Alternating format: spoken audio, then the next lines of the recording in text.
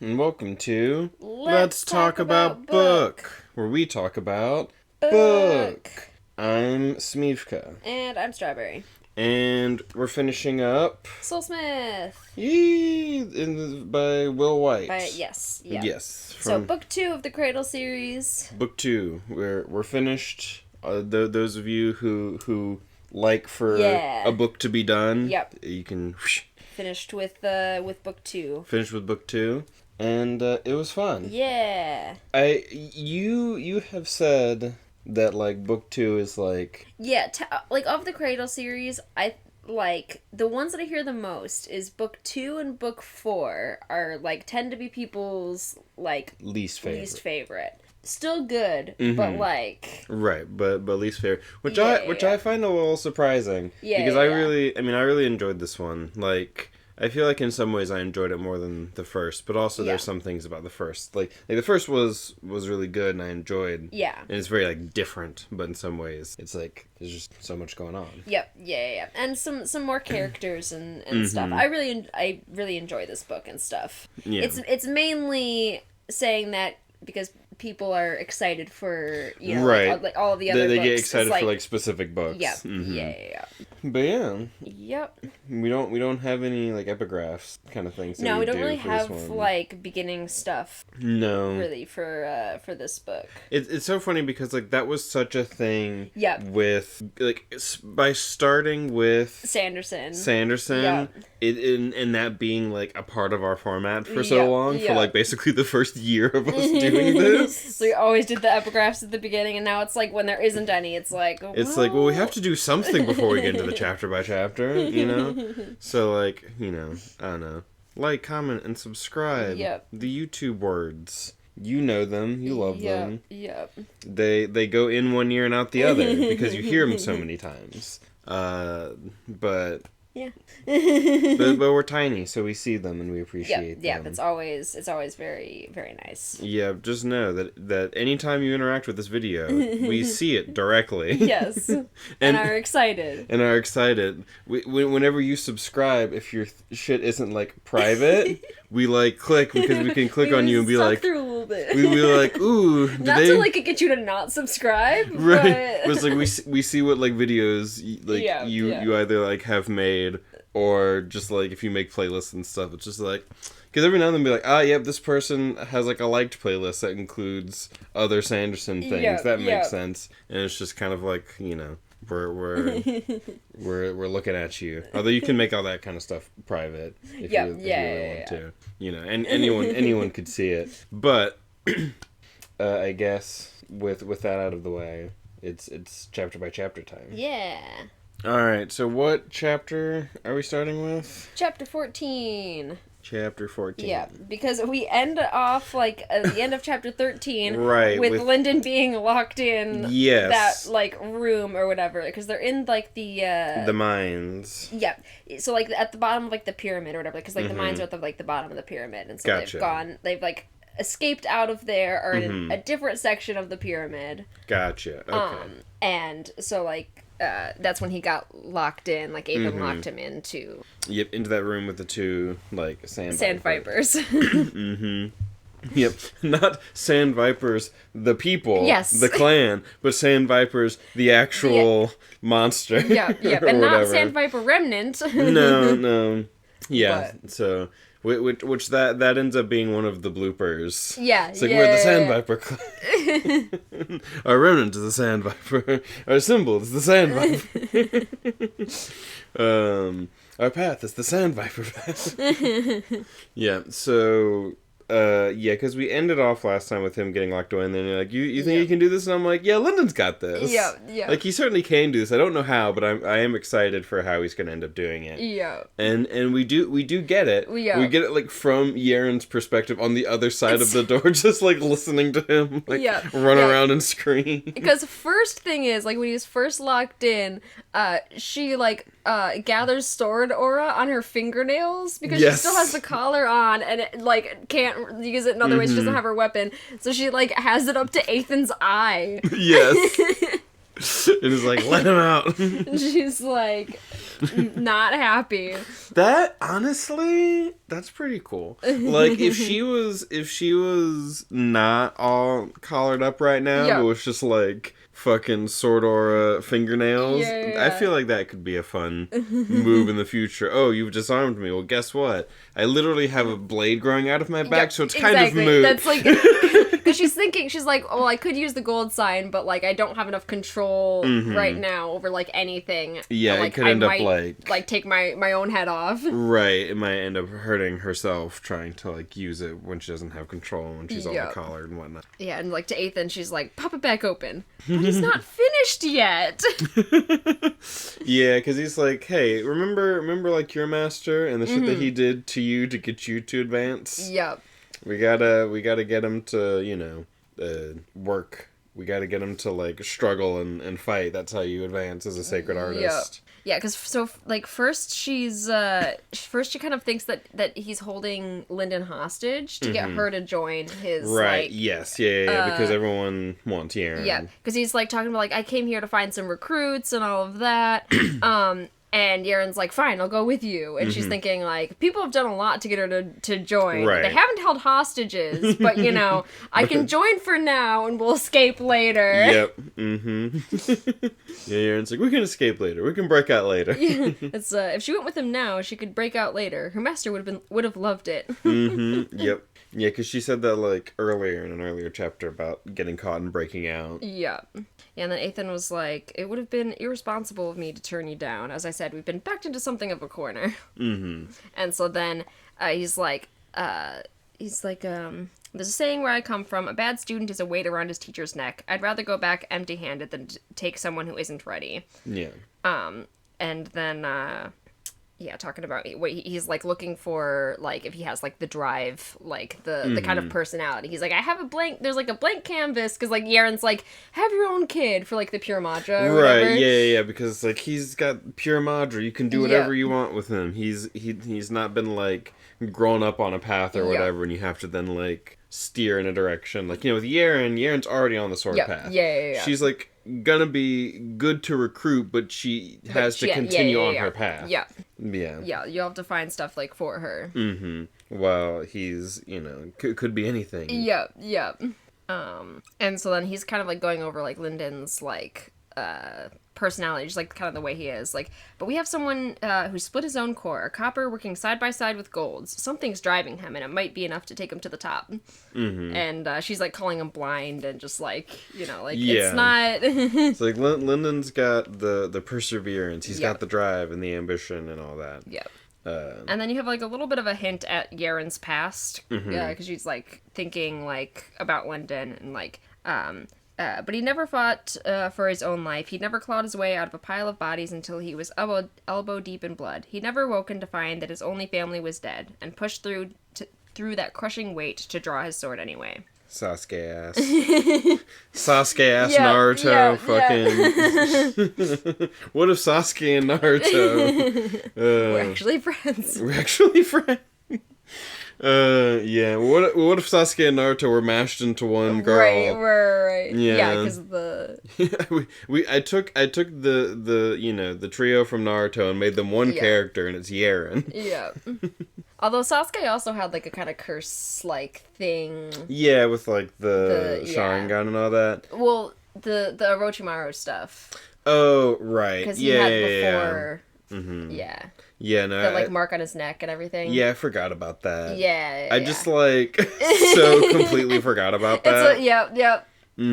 It's like, I've forgotten so much Naruto. The Sasuke retrieval arc, like, happens. Yeah. I've forgotten so much Naruto. Like, Naruto exists just as, like, a series of, like, random things. Yeah. Yeah.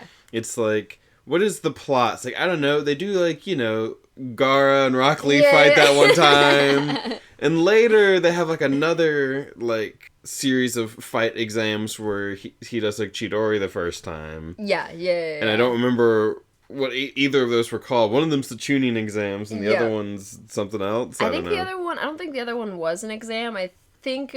Well... Yeah, I don't know. I just remember that, like, Shikamaru went up against someone. Yeah. And, like, won, but he, like, surrendered. Yeah. Oh, yeah, it's been too long. Yeah. Yeah, it's been a long time, but, you know, those are just, like, the random things that I remember from Naruto. So now the Naruto podcast is over. Right. we can get back to the Cradle podcast. Yeah, so... Yeah, so then, like, after she kind of, like, goes on a whole, like, thing, like, he's blind and he can't, like, he doesn't know what it's like or whatever. Right. Ethan's like, well, what do you think I'm trying to teach him? And she's like, okay, this reminds me of my master and, like, everything else. Fine. Okay. It is so very anime. It's Garp throwing Luffy into the jungle to train him, you know. Yep. Trial by fire, very much so. It's like he is playing with a lot of these, like, anime kind of tropes. Yep. We were talking about earlier because in one of his other series, which I'm sure we'll get to eventually. Someone literally has the power of friendship. It's so good. Which is just hilarious to make a literal actual power, and it's so good. It's amazing. And it, like, fits and it, like, works. Yeah, because, like, I'm excited to get to it and to see what it's like, because so far Cradle, it's just like he has an understanding of, like, what makes these sort of anime tropes good. Yes. You know? Yeah. It's not just recreating them just to recreate them. Right. It's like understanding how to, like, use them in a fun way. Yep. Yeah, and not just be like, it's a ripoff of every other... I mean, you know, we joke about it being Naruto. Yeah. But, like... But I also like that his, like, female characters are more characters than you get sometimes with with the genre. Like... like, Yeren is very much, like, a fun character in her own right. Yep.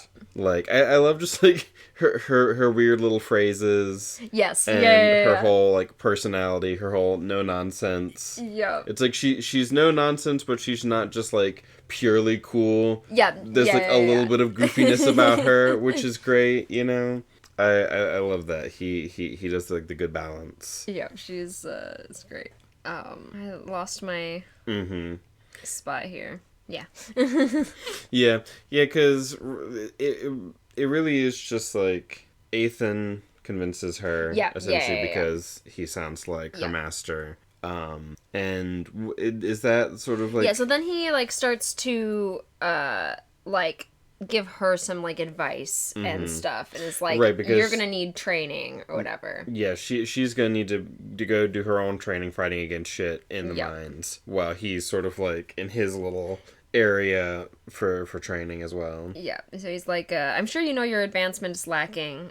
Within low gold, she could call herself strong, but the gap to high gold was a chasm. She could barely control her gold sign, and much less the power from, like, her master's remnant. And then she's like, she hasn't touched it much and stuff. Right, yeah. She's like, when she touched that reserve of inherited power, she felt like an infant strapped to the back of a war-trained stallion. Yeah, because that's interesting. I do sort of wonder what the definitions for, like, low gold, high gold, and true gold are gonna be.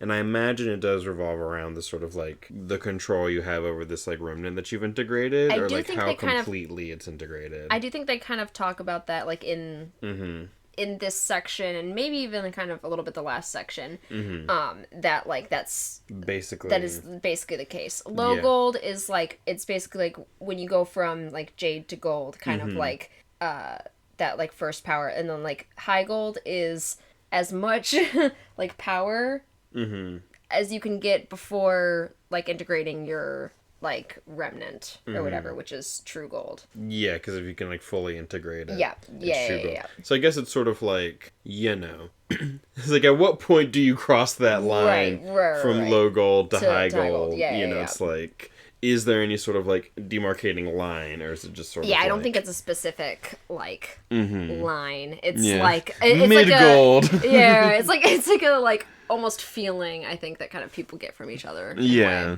you know, it's just like, Are they closer to Jade or to like True Gold? Right. Yeah. Yeah, I guess it's like, and if you're perfectly in the middle, you're perfectly in between them. Right. Doesn't exist for very long. Yep. But yep, so it's training time. They probably say low gold on the cusp of high gold. Yeah, probably. They tend to do that sort of thing. It's like, you're not high gold until you've hit 51%. Yeah, right, basically. Yeah. But yeah, so it's training arc time for Ethan's both basically of them. like, I gotta go get some stuff, but like we're gonna like train like together when I come back or whatever. Right. Because you just need like some straight up like combat like training like where you're at in your advancement or whatever. Right. You just need to your path of the sword, fight some things with a sword. Yeah. So he tells her to like cycle until he gets back with some stuff. And he goes, like, before he leaves, he says, if he dies before I get back, you should know that I am sorry, but some paths are shorter than others. Yeah. And then he pulls his collar off and leaves. And Yaren's like, how'd you do that? What? What? Rayleigh-ass motherfucker. We were just watching someone react to Sabati. Yeah, It's funny because, like, there was a period there where we were, like, watching Nerdy and Alicia kind of, like, at the same time. Yeah. In, like, the same arc. But now Alicia's past. ahead. Yeah. Because Alicia's in, like, Wano. Yeah. And we're just, like, getting caught up on that. Yeah. And Nerdy's still, like, coming out with new episodes. Yep. But yeah, so then after Ethan leaves, Yaren goes like kind of to the door to see if she can hear Lyndon, hear if he's okay, like try and talk to him and stuff, and she like calls out for him, and seconds later Lyndon's voice came through, ragged and breathless. Can you open the door? Is Ethan there? How did he close it? Yaren, I'm gonna die. I can't do this. I'm running them around in circles, but I don't have anything. Yeah. Yeah. And so then Yaren's like trying to kind of give him advice. You've got no cards left in your hand, you're staring death in the eyes, and nobody's there to pull you out. That sound true so far? Yaren is coming back! That's how you advance. When you can't count on anybody else, that's when you know if you got what it takes. It's painful, it's bloody, it's hard. You can take shortcuts if you got a fortune to burn on elixirs and treasures, but if you don't, and then there's like sounds of scuffles and fighting and right, whatever. She's like, this is what up looks like. And so then she like is not sure if he's dead or not. Right. Yeah. And then he comes back, like she like hears like a fighting and everything, and then a little bit later, he comes up to the door and he's like, "Forgive me. I was begging like a coward and I made you listen. I am ashamed." It's like, no, we're just glad you're alive. Yeah. So then he explains what he did. He Are your pieces still on? Yeah. And he like crushed one with a rock. Yeah. And then took its stinger in order to kill the other one. Yeah. He made a scale, so he had some scales, so he threw a scale in between. Right. So they would like fight each other. Yeah. And then killed the other one with the stinger. Right. Yeah. Yeah. And then he's like, but then the remnants. Yep. Yeah, because he crushed them both under the rock, and then that's what he did with the remnants. Yeah, he crushed them both under a rock, and then the remnants fought each other, and then he used the stinger. On the remaining remnant. Gotcha. Yeah. Had to tear the dead one's tail off and use the stinger to finish off the other. But that's nothing to a sacred artist, right? Yeah, I think the tail is actually from the remnant. Yeah. That he tore off. Yes, not the actual right. Yeah. I got that once we sort of got it, figured out. But it's cool because I had been thinking like, how is he gonna do this? Like, how is he gonna make his way out of this? And like the fact that learning to make the coins ended up being part of like what helped him do it is great. It's like, and then I make one of the coins so then I can throw it between them to make them fight over it, which only he could do because of having the pure module, which anyone can use. Right.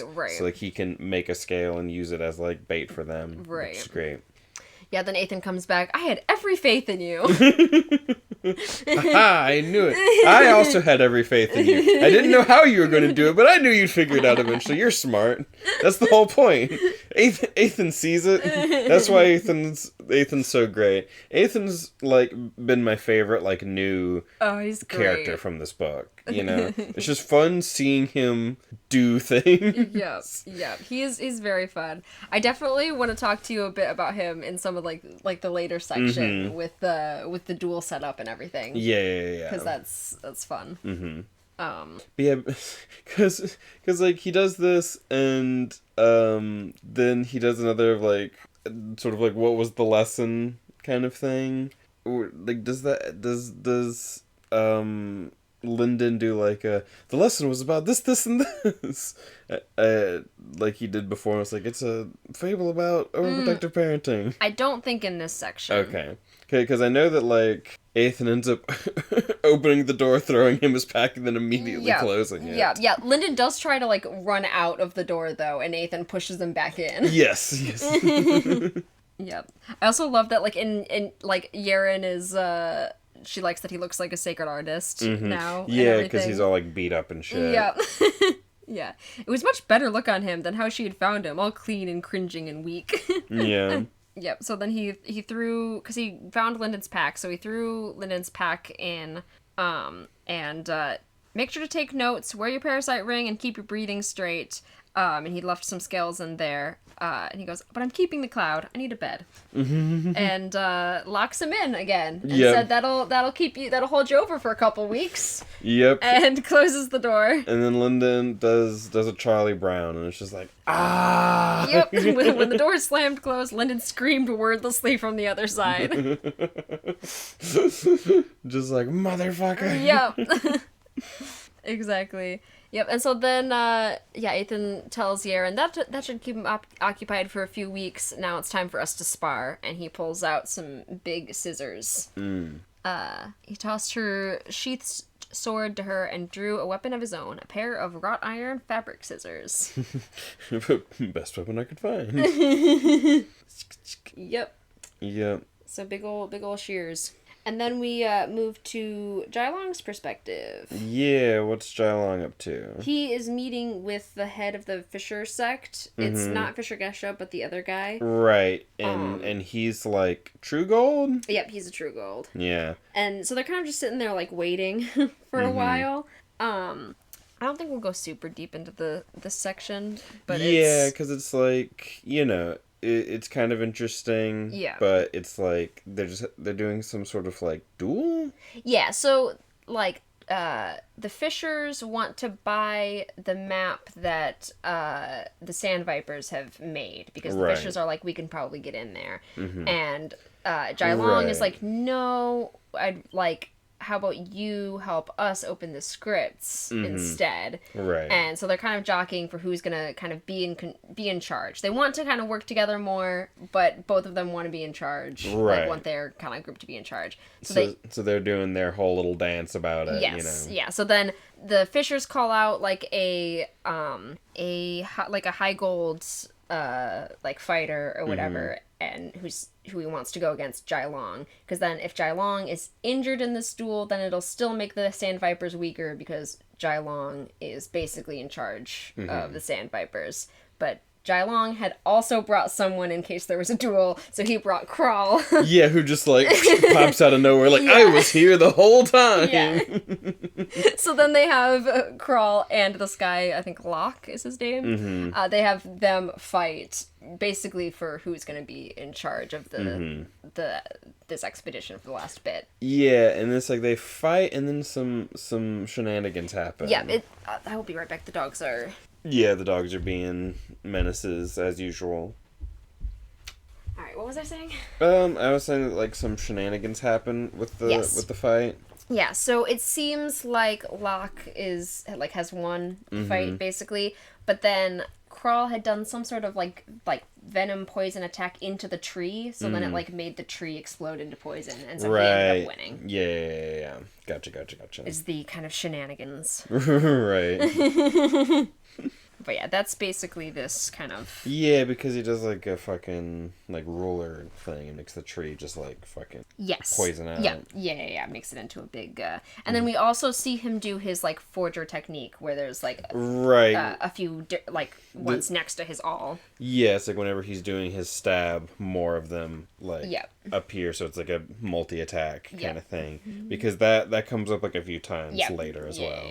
That's kind of like their sort of signature move. I don't know if you're, but Holly's noise. Yeah, she's making a little tiny noise. All right, anyway. We got distracted by the puppy. Yeah, by your puppy. But we're always getting distracted by the puppy.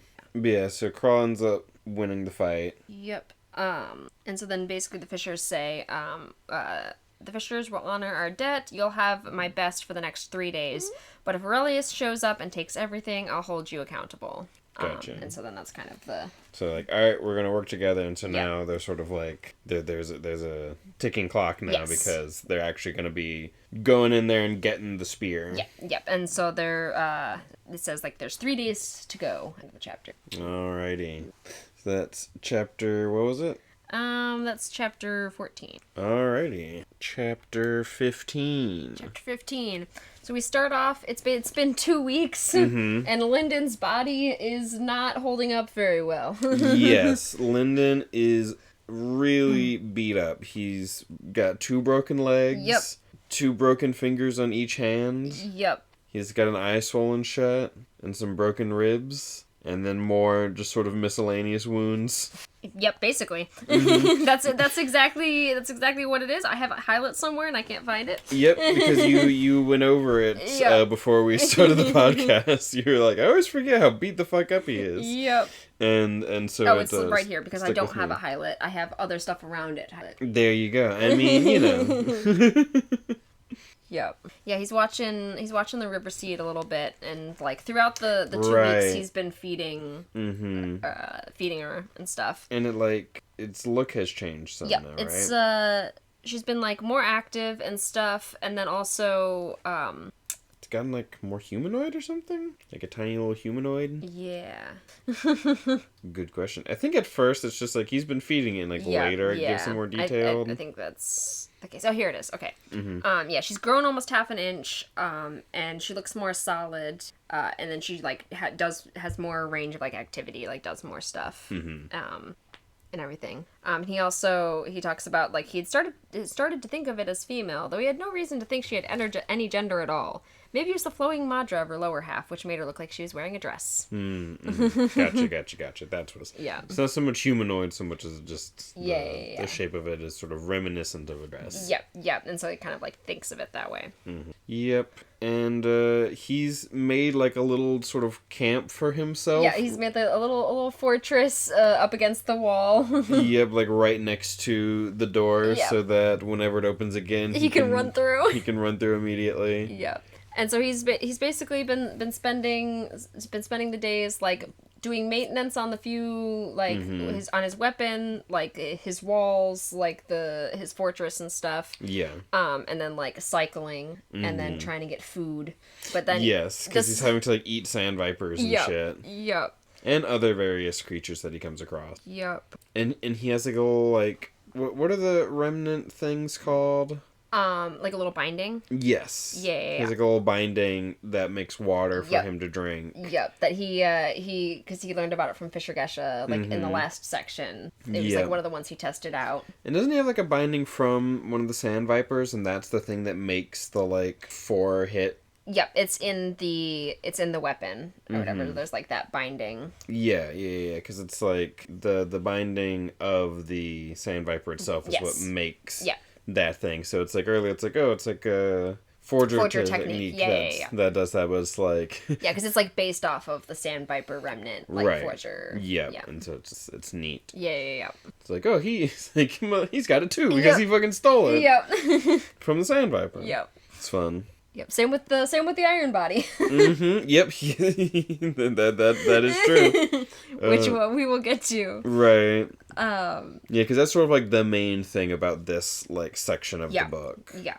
The water bindings and stuff, and he's realizing now that like he's doing good with like cycling and getting like madra and everything, and like pushing the madra to the rest of his body to like go to iron, but he's like, I'm not gonna have enough time. Like, in order to get the rest of this like throughout my body, like I need like another couple weeks. But my body can't handle it anymore. I can't get food anymore. Like I can't hunt anymore. Like my legs are broken. I can't Like, there's nothing I can do. Also, isn't his other core copper now as well? Yes. One of his cores was at the peak of copper, almost ready to overflow and to pour through his body in the transition to iron. He finally raised his second core to copper as well, but focused most of his effort on one. That had been Yiren's advice. Gotcha. Yeah, so it's like, you fill your core so much that it overflows into your body. Yep. And so that's what gives you the iron body, is that, like, your sort of core... Like fills, fills, like, your whole body. So then you can cycle Madra to your whole body. Right. And so then it makes me wonder, and so it's like, okay, so then when you're gold, you, like, incorporate a remnant into you, but, like, what's Jade? Yeah. I'm curious what Jade is. What Jade is. Because, like, that's going to be his next step, of course. Yeah. Now that, once he's got his iron body, but he's got to, like... Yep. Then... continue to advance, and so, like, what is it that makes you Jade? Yeah. I'm curious. Yeah. Because I don't know what it would be. I mean, I guess, like, because was Yiren her, like, blade circle thing, the thing that made her advance to Jade?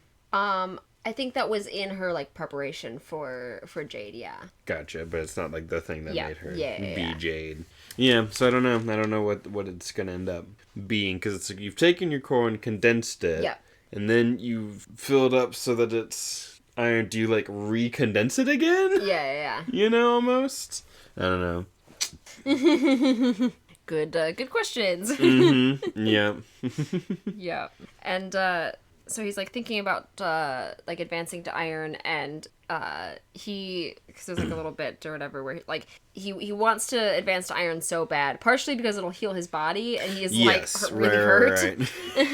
Yeah. Leveling up full heals you, which is great. Yep. When Yiren told him that it would heal his broken legs, he'd almost cried from the effort to not to force an advancement now. Right. But, like, if he doesn't get the perfect iron body, then it can ruin his advancement, so that, like, it's basically, he wouldn't be guaranteed high gold, much less what Suriel promised him. Mm-hmm. Right, because it's like once you advance, you can't, like, undo it and redo it, and it's like you have to do it right. You have to get You can have like your iron body can be better or worse than other people's iron bodies. Yeah, then we kind of, like, see the difference like throughout this bit, both between his iron body and the rest of the Sand Viper's iron body, and right. And, like, how they go about achieving this. Yeah. But yeah, thinking about how he really needs to get out because he doesn't think that he has anything else that he can do. Mm-hmm. He's at the end of his rope. And so then the scripts start, like, lighting up and start, like, basically breaking, so it starts to open. And Linden is very happy. Yep. Ethan's like, well... wait, what does he say? I'm sorry to cut this phase of your training short, Linden, but it looks as though someone has lit a fuse for us. They're fooling with the script, so power is flowing into empty chambers. Bad news. This store's gonna open soon. Yeah. But don't worry, the power is being drawn to the top of this pyramid, so every dread beast and remnant in the ruins will follow us. Yeah. So then dread beast. That's what I was trying to think of earlier when I was like, monsters. Yeah, because the dread beasts are like sacred beasts, but they're all, like, fucked up. Yeah, they're all, like, fucked up and corrupted or whatever. Yeah. Yeah, and so then I like this little bit between Ethan and Linden here, like, when Linden kind of gets out of there or whatever, or, like, when the door opens, Ethan comes up and goes, it's been hard on you. Linden held his eyes very wide so he didn't tear up. Lowering his sleeve, Ethan revealed a curious expression. Was it worth it? Yeah. And Linden goes, gratitude, Elder. This one cannot repay the favor. Yeah. These 2 weeks had been the worst in Linden's life, but a half a month of agony was nothing compared to a lifetime of helplessness. Yeah. You said, I know you said agony, but it kind of sounded like acne. Acne. A half a month of acne was nothing. I mean, truly. Yeah, then he's, like, thinking about, like, he's almost at iron, and, like, his parents are iron. Like, he would be considered, like, a big deal back home. Yep. It is interesting that they still have, like, the same sort of conventions in terms of, like, iron and gold and jade, like these sorts of like names for them and how they're consistent. Even though Sacred Valley is kind of like isolated. Yeah. Like, it's not entirely isolated, but it is like pretty isolated and like separate from the rest of the world. Yeah. But I mean, I guess they do still have like, Yeah, they have some contact with like with the wilds, basically. Right, they just think of them as like barbarians, essentially. Yeah.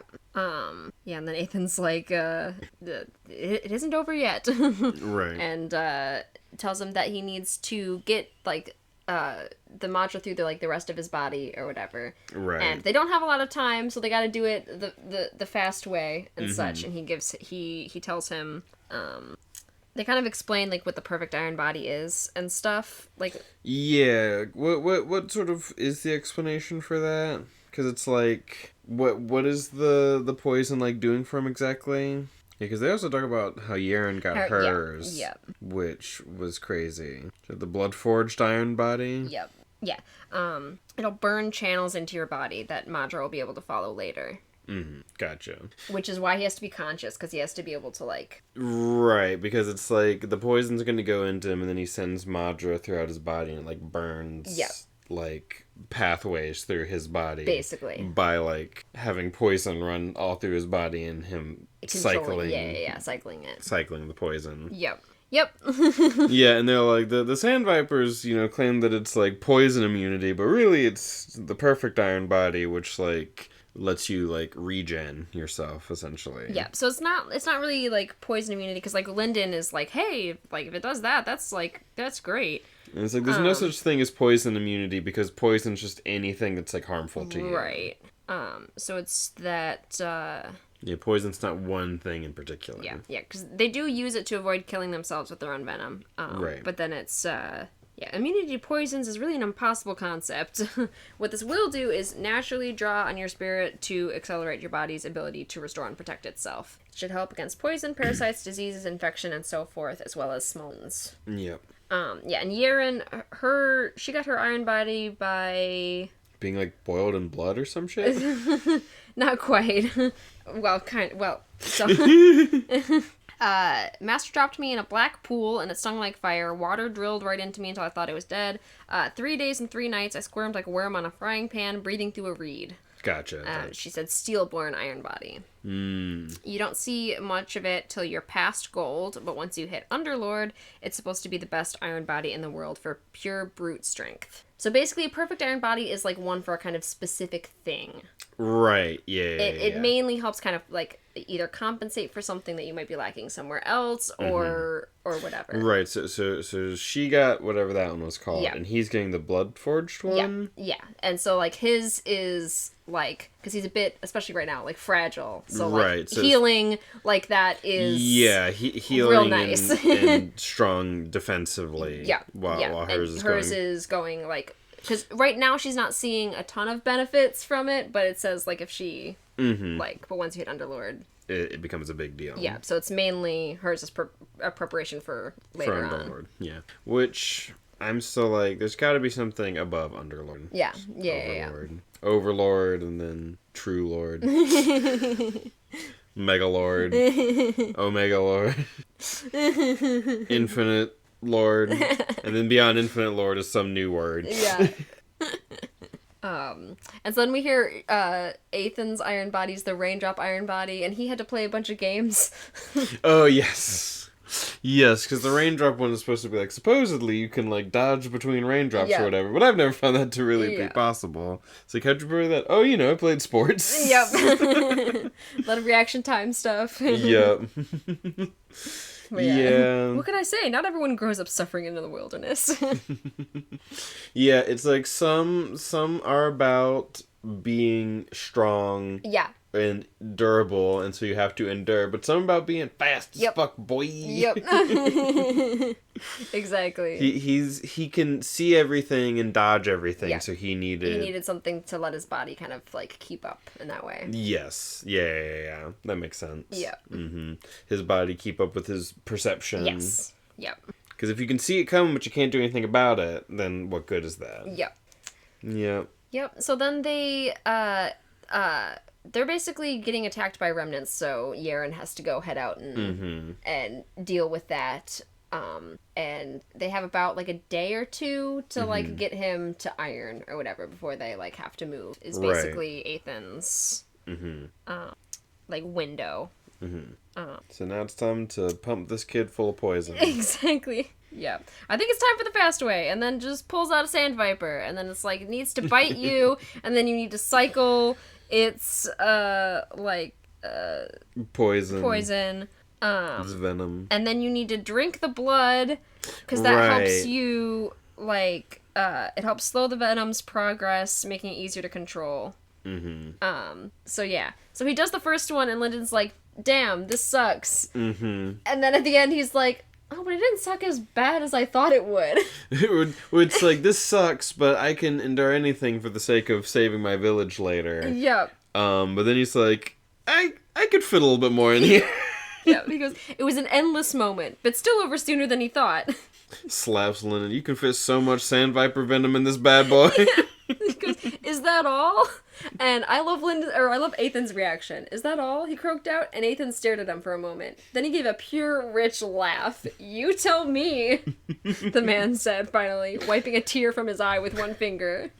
It's like, yes! Yes! This is what I wanted! This is exactly what I wanted! Someone who's completely fucking insane! Who can keep up with my own insanity. Yep. Hell yeah. A glutton for punishment. I think I could fit some more in. I'm no sand viper. I've only read about the blood-forged iron body. But if you don't think this is enough... And then he just pulls out another one. I like how he's just like, I mean, I don't really, like, know how they do it. So, like, yeah, this is probably about right. and of course, we later do get to see what it's actually like. Yup. Yeah, then we go to Ethan's point of view for a bit, where he's like, damn, this is crazy. Yeah, 5 of the little sacred beasts had been all that Ethan could scrounge up. And how many... It's 5 overall that he does. The 5th one, Lyndon, like, starts to die when that one bites him. Yeah. Well, so first, before he makes it, like, bite him or whatever, Yaren comes up and is super mad. Yes. She's like, you've killed him. Yes, but specifically she says you buried him, which whenever I was listening to the audiobook, and she's like, you buried him, I was thinking, like, okay, so what does the burial have to do with it? Like, how does that help in the process? It's like, oh no, he's not literally buried, that's just one of her expressions. Yeah, and then from Ethan, he asked me to! He asked me to! Under other circumstances, Ethan would have had trouble believing it too. I'm performing as instructed. If it helps, I'm as horrified as you are. Right. Yeah, you shouldn't be doing this. You shouldn't be doing this, Lyndon.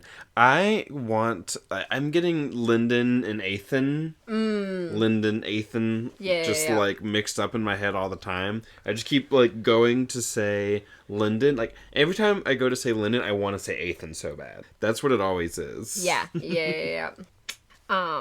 So then he, like, shows Yaren, like, look, he put on the parasite ring himself. Like, I promise you I'm not, like doing anything he doesn't want me to do. And then he goes, I admit, I shut Lyndon in this room without concern for his will, but he has kept that ring on every day since the door has shut. And now, one more, he grunted. Lyndon. As soon as he asks me to, I'll stop. Yeah. And then, that was too much. Like, the sequence was such a blast to just, like, listen to.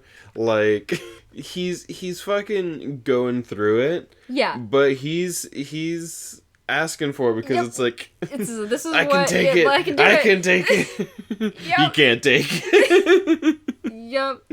And so then, as he's, like, dying, Ethan's like, okay, well, now we gotta trigger the the advancement to iron. That should help. And that should save his life. He goes, like, unless we trigger the transformation to iron, like he'll die unless we do that. Right. And then he hesitated a moment, considering the accuracy of his own words. Honesty was very important. There's always the possibility it will take too long and then he'll be brain dead. He can't breathe like this. And then Yaren is not happy. Yeah, Yaren's never quite happy with Ethan, which is fair given the situation. Yep. But I trust. It's like Lyndon is like her only friend. Or only like person really. Like in her life at this moment, because like it seems like the only person she had before was her master, and now it's just Lyndon. Yep. But so then Ethan helps him trigger the like advancement to iron and stuff, and he starts exploding grossness. Yes. Yeah. It's because it's like when it happens, your body like excretes all of its like impurities, which really just makes it seem like you're literally just like shitting out of everything at once. And then he's also full of poison. And so there's a lot to get rid of. There's lots of just... Yeah, it's like he gets all the poison out, but just also you know, and he's also beat the fuck up and shit, so it's just, you know, getting it all out. And he's just like in a fucking pool just of gross. A pool of black ooze, basically. Yeah. But then Ethan's like, there's still a chance he could die, but like he expects better. And leaves Yaren to watch over him. Yep. Basically. And that's chapter 15. Yep. Chapter 16. Yeah. So we see the way that the Sand Viper sect does the Bloodforged Iron Body. And they call it the Sand Viper Iron Body. Yes, because they have strong branding. Yes. But Ethan is like, it's called the Bloodforged Iron Body, which sounds, I think, cooler than Sand Viper by a lot. Right. Yeah, they like carefully extract a little bit of venom. They have like a needle, like just like a needle dipped in the venom, and a tiny little bit of a little bowl of blood. and is it Crawl? Yep. Who's like, I don't know, does that seem like too much? Yeah, that's not too much, do you think? And Jailong's like, you had more, I'm sure. I'm sure you had more. The most talented young members of the sect received 2 or 3 needles of venom with an appropriate amount of blood to go along with it. Yes, so we really get a sense for what Lyndon's going through. This kid's also like 8 or whatever, that they're doing this like little this like kind of ritual and stuff. Yeah, which would also like, you know, probably have an effect. Like I'm sure an 8-year-old couldn't handle what Lyndon's going through right now. But also like Jailong mentions that his was pretty crazy. Yeah. For Jailong's iron body, he'd been forced to undergo a ritual that blistered all the skin on his body, broke most of his bones, and kept him in bed for 3 months afterwards. Well, you know, y'all are fucking crazy and have iron hair? Yeah. I'm like, does he have like an iron face or some shit? I don't know. Right, considering like, you know, they're like, oh, his gold sign makes him hideous or whatever, and they have like iron hair. Yeah. And this is like the same kind of path, but like but slightly different, and so it's like, oh, they're like fucking crazy and heretical, essentially. Yeah. You know, corrupted, whatever. So it's like, what is it like? Yeah, the Stellar Spear. Yes, the Stellar Spear. So it's like, is his face metal and spiky? Yeah. Like what's going on? Yeah. But, like, there's definitely different types of, like, the iron bodies. Like, a whole range of, of weird, fucked up ways that you can achieve an iron body. Because Yaren was also, I think, she said 8 or 9 when she did her crazy iron body thing. So, you know. Mm-hmm. Yeah, because also it's like this 8-year-old is more, like, practicing sacred arts than, like, Lyndon was. So, you know. Yeah. But, yeah, so, like, in the middle of this whole, like, little ritual, it's a kind of, like, a little look into their sort of like culture. And Crawl like comes in like halfway through and kind of like gives him special attention to kind of like make him feel like special in this whole thing. There's just like an interaction between Jailong and Crawl and like the family and because it's interesting, you know, in part because there's this like the way they talk, they're like, oh, you know, these fucking wild people. And also like we learn about it through him being like, here's just a sand viper, it's gonna bite you and then you gotta drink its blood. So like, man, these guys are fucking intense. And then you find out like, no, actually, I mean, like, you know, they're actually pretty you know, they have like care. You know, they don't you know, the kid's just kind of like Yeah. Like, oh, it hurts, but he's being strong about it. Yeah. He only grunting like once, you know. And his father should be proud. And meanwhile, fucking Lyndon's dying on the floor of a cave somewhere, biting through the leather of his fucking pack. Yep. Yeah. So we see how it gets. I just kept thinking about that, like in the days like after. I just kept thinking specifically about that, the difference between Lyndon getting it and the kid getting it, and I'm like, that's such a fun like juxtaposition. But yeah. And so then kind of in the middle of this event here, a messenger comes in and is like, come look at the horizon or whatever. And they see that the Aurelius family is here. Mm-hmm. And so then they're basically like, okay, well, we're out of time. We got, we didn't want to break these scripts or whatever around the door and stuff because we could, explode the whole thing. Right. And we don't want to do that, but we're out of time. Too bad. We're gonna do it. Yeah. We're just gonna break in if we have to. Yeah. Or whatever. And that's kind of the end of that little section. Mm-hmm. Yeah, sort of. Because that was Jailong's perspective. Yeah. And so now we're cutting back to Lyndon's perspective. Yeah. Was there anything in that other bit you wanted to? No. Okay. No, just Yeah. keeping track of where we are and stuff. Yeah. So we're still in this chapter and we're back with Lyndon. And he's woken up by water. Mm-hmm. Because he's getting washed off because he's covered in goo. And he's trying to get away from the stink, but he can't because he is the stink. I am the stink. And, so he's realizing that he advanced to iron. Which he's very excited. And as he's, kind of staggering around, he's, he keeps, moving too far or, too fast, Yeah, he's having to, get used to this new, super, stronger, faster body. Yeah, every step seemed to take him too far, too quickly, and his body felt like it would drift off the ground and float to the ceiling. Yeah, he feels, light and strong and fast and powerful. And Urin's trying to wash him off, and she's like, you're jumping around, I can't get you. Right. Hold still. I'm trying to clean you off, and you're jumping around like a chicken. You made it, Ethan said, in a tone of clear surprise. A flawless transition to iron. Amazing. Flawless. I'd like to say you have my extraordinary guidance to thank, but well, how do you feel? And he feels very happy and wants to cry again, but this time out of joy and such. Yeah, because he never thought that he would come this far. Yeah. And then he realizes his pack was destroyed in all of that, and his mom made him that pack, and it was one of the last things from home, and so he's like, oh, that's, kind of sad. She'd be happy that it helped him make it to iron, though. Yep. Right. Which is sweet. Mm-hmm. Yeah, because earlier, I think, Yerin had some line about, Lyndon the boy was dead. Yeah. It's sort of he's onto a new stage of his life, and so he's, losing sort of more and more of, his stuff from home and whatnot. Yeah. But we will see in time that he, gets a sort of reminder of home still. Yeah. Yep, and so then he gets some new robes from Ethan, because Ethan has some stuff. Ethan's like, these are very nice robes. Do not get them dirty. Yeah, it's surprisingly absorbent. The threads are plucked from the mane of a sacred beast known by the natives as a celestial lion horse, and it's both comfortably warm and pleasantly cool. I had to hire a whole family to work on it for months. It's supposed to be worn as the inner part of a set.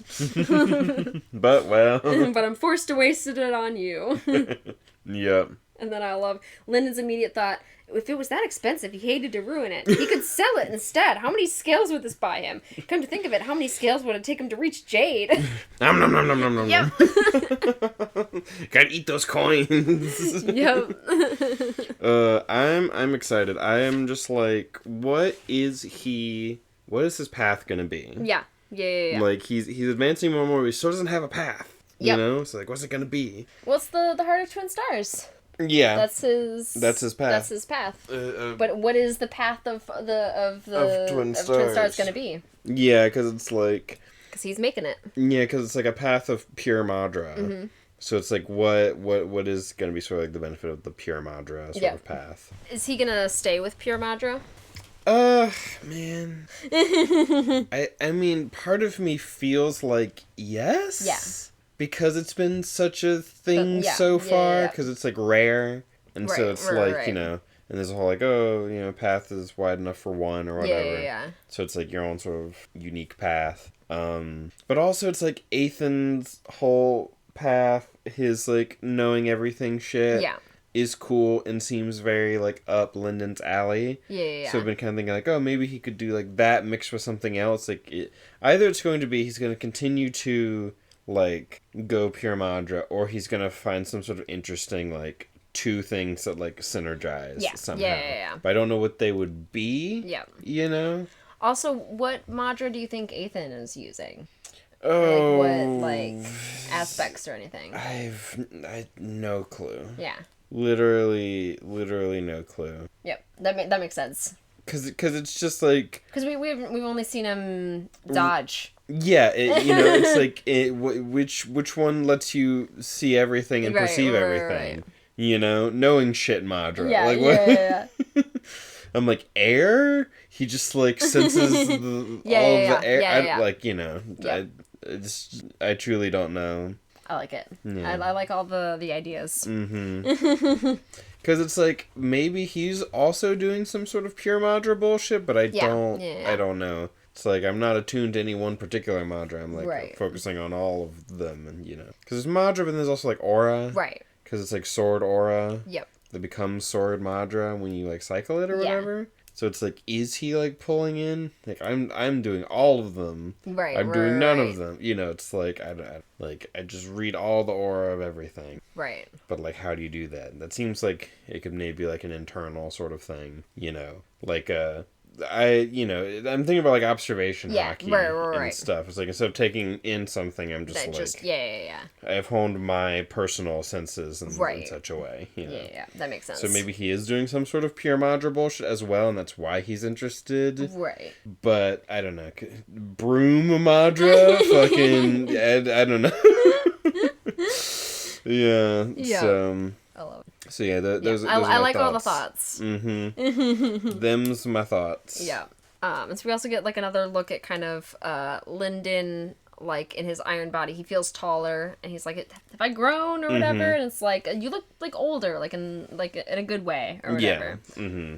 More mature. Yeah. You don't look like a child spoiling for a fight anymore. But there's still. What do you think, Garen? Like he's ready to tear into someone with his bare hands. Coming from her, that sounded like a compliment. Yeah. And then Nathan, I'd say he looks like an evil sect leader's rebellious son. Yeah. It makes me think of like the anime trope. Yeah. Of like the character who looks super like intimidating or whatever. Yeah. Speaking of which, we should watch Toradora. Because that's our main guy. His like dad was like a Yakuza guy or something, and so like he looks very intimidating, but he's like never even like met the guy. Yeah. And then but he's like nice, but then the girl is like tiny and adorable, but she's like super violent. Yeah. She's the palm top tiger. Got you. Yeah. Tiger that fits in the palm of your hand. And it's a fun Japanese pun because the show is Toradora. Tora means dragon. No, it means tiger. Tora means tiger in Japanese. And Dora is like short for Doragon. Oh, okay. Yeah. But their names are Ryuji, which Ryu means dragon. Yeah. And then her name is Taiga. Got you, yeah. Yeah, so it's, Ryuji and Taiga, and then it's Tora, Dora. Yeah. So it's like, That's fun. Yeah. And because there's some sort of thing, it's like only the tiger can match the dragon or something like that. Got you. They're like equally matched in myth or whatever. And so they're like, yeah. It's a fun show. I really enjoyed it, and then whenever I finished it, I was like, I want to rewatch that, and then didn't. Yeah. So it'd be a fun one. Yeah, it's just like a little kind of slice of life comedy romance kind of thing, but it's also just like I remember enjoying it back in the day. It's one of those ones that people remember fondly, I believe. So, anyway, this has been our anime podcast episode because, I mean, it's Cradle, so, so it's very anime. So it's the perfect time to talk about all of our anime interests. Yeah. Yeah. But yeah, so where were we? Lyndon's starting to like kind of test out and use his iron body. He looks older. He looks more mature. Yeah. And intimidating. Yeah, and then Ethan throws him his unsold badge, and he crushes it. Yes. Yeah. Yeah, it doesn't fit me anymore. Mm-hmm. And then he keeps the ribbon, but he crushes the badge. Yeah, because I was wondering if he was gonna like still kind of wear it in a sort of like, you know, be like a different sort of a thing instead of being like, because this is very like, you know, because like they said that he was like unsold, that he was sort of like worthless in a way, so it's sort of like getting that instead of being like taking it like a different direction. Yeah, like owning it in a way. Yeah, like owning it in a way, sort of like, you know, the sort of the irony of it, becoming so much stronger and whatnot. Yeah. Interesting. But yeah, I wasn't expecting the crush. Yeah, just gone. Just going like, damn boy. Yep. And so then Ethan's like, you need to get some food, and like we need to get out of here. Like the way opened while you're sleeping, and the only way out is like through the top here, like where the spear is. So let's go. Also, we're about to get attacked by more remnants and dread beasts and stuff. Yeah. So let's train and fight some stuff. Yep.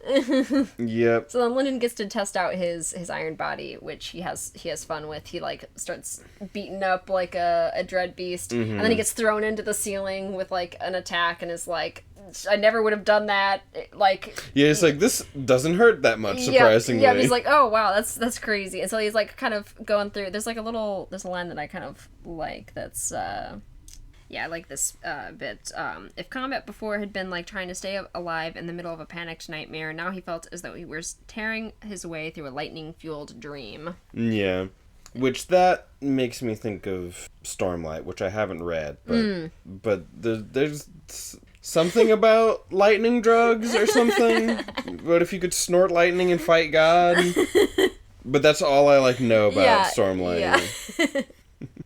I love it. Yeah, and that you get like murder happy or fight horny or whatever, and so it's like you lightning fueled dream combat. I'm like, this feels like Stormlight maybe. Yeah, I love it. Yeah, but so then he's like kind of running through, beating stuff up, like getting used to it, and then he comes against a remnant that he cannot fight at all, and gets just like grabbed up. Yep, and it's like, oh, I got overconfident. Yep, he's like, fuck, and Ethan's just standing there chilling. Yeah, he's not worried. I'm pretty sure he has his eyes closed. That sounds about right. Yeah, Ethan was still whistling with his eyes shut as he dodged 4 creatures, but Lyndon couldn't count on him.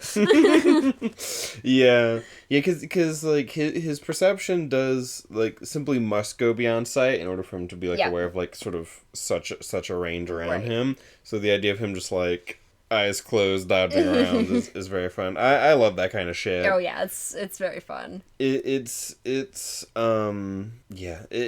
like a fun little thing, like little trope or archetype that I like. Where it's just like being can't hit me. It's just like untouchable. Yeah, you know, because it always makes people angry. Like, it always makes whoever they're fighting, because like that's very frustrating. Yes. Like, you can't do anything. Like, it's just like it's like styling on them. Yeah. Oh yeah. Yeah. You know. That's very Ethan. Yeah, and I just think about like Rock Lee going like super fast, even though he wasn't necessarily like, because in the fight with Gar, it's more like Gar can't be hit, but that's because he's got like, the sand or whatever. Yeah. Which is also still kind of fun, but like in a different way. Yeah. But I always love the really like fast. Yep. And then also just like the super like casual, just casually dodging everything, just completely unworried. It's a lot of fun. Yep. Yeah, he's very unbothered. It's just fun to watch Ethan do his thing. Yep. Throughout this book. Yes, definitely. And then eventually Lyndon realizes he cannot fight this remnant that has him or whatever, and so then he finally just like yells for Yaren, and then Yaren does the endless sword and everything explodes, and he's like, thanks. Thanks, I got overconfident. I'm just like, at some point, Ethan's gonna just like get smacked. Yeah. And we're gonna be like, oh fuck. Yeah. And like, I could see him being like, I meant to do that. I let them hit me. But at some point, he's going to get, like, for real, just smacked. And it's going to be like, oh, fuck. Oh, no. I love it. And so then, we get to the door. Basically, that they haven't been able to, like, get through. Mm-hmm. And he realizes that it has, like, a mural that he recognizes on it. Right. It's the same mural that's, like, there's, like, the 4... Yeah, it's got a serpentine dragon on a cloud flashing with lightning, a crowned tiger, a stone warrior with the shell of a tortoise. Tortoise. A tortoise. The shell of a tortoise. Of a tortoise. And a blazing phoenix. Yeah. Yeah, and it's like back in Sacred Valley. Yep. Each of the schools or whatever. Yep. Was like situated on top of like one of these like doors into like the labyrinth or whatever, and that they had like the same like mural or whatever. Yep. Right. Right, and so it's dragon, serpentine dragon. Yep. With lightning. With lightning. So lightning dragon. We have crowned tiger. Yep. Which I was just talking about the whole, like... Right, with, dragon and tiger. And then tortoise. Yep. A stone warrior with the shell of a tortoise. Yes. Tortoise man. Yep. Stone tortoise man. And phoenix. Yep. A blazing phoenix. Blazing phoenix. Which is interesting, because I'm like, okay, so there's, like, kind of an elemental thing going on, but the tiger is crown. Which is like, what's that one? Right. Ruler techniques. I don't know. I don't know. It's like, do these symbolize something? I don't know, but we'll find out. Because like, there's 4 of them, and I'm like, there's like the 4 schools, and there's like the 4 doors or whatever, and like the labyrinth back in Sacred Valley, if I'm remembering correctly. There might be 4. I know for sure there are 2. We hear about like 2 entrances, but I think it says. Yeah, I think it is all 4 of them. Yeah, it's like it has the most obvious, and then that one. Yeah. Yeah. They all do. Yeah. So it's like, does each of them have like a corresponding, like, dragon, tiger, tortoise, phoenix, kind of thing, or, is... Yeah, so I'm just like, I'm curious what that sort of symbolism is maybe gonna mean. Right. Yeah, and he's like, I've seen this before. Yep. This is from back home. Yep. Why is that here in this pyramid out in the middle of nowhere? Yep. What? What's going on? And that's the end of the chapter. Yeah. And so we move to chapter 17. Yeah. Yaren is just trying to get in there, so she immediately wants to like break it open, and Lyndon like stops her at first. And is like trying to point out like, we've seen this before, because her master was inside one of those doors. Yeah. So it's like we've seen this before in like Sacred Valley. What is it doing here? Like, that's like weird. And Yaren's like, I do think you're right. That looks more than a little like the picture in the ancestor's tomb. That's a week away on a 1,000-mile cloud. Well, that's a head scratcher. And then she immediately goes to break it open again. It's like, weird. Anyway.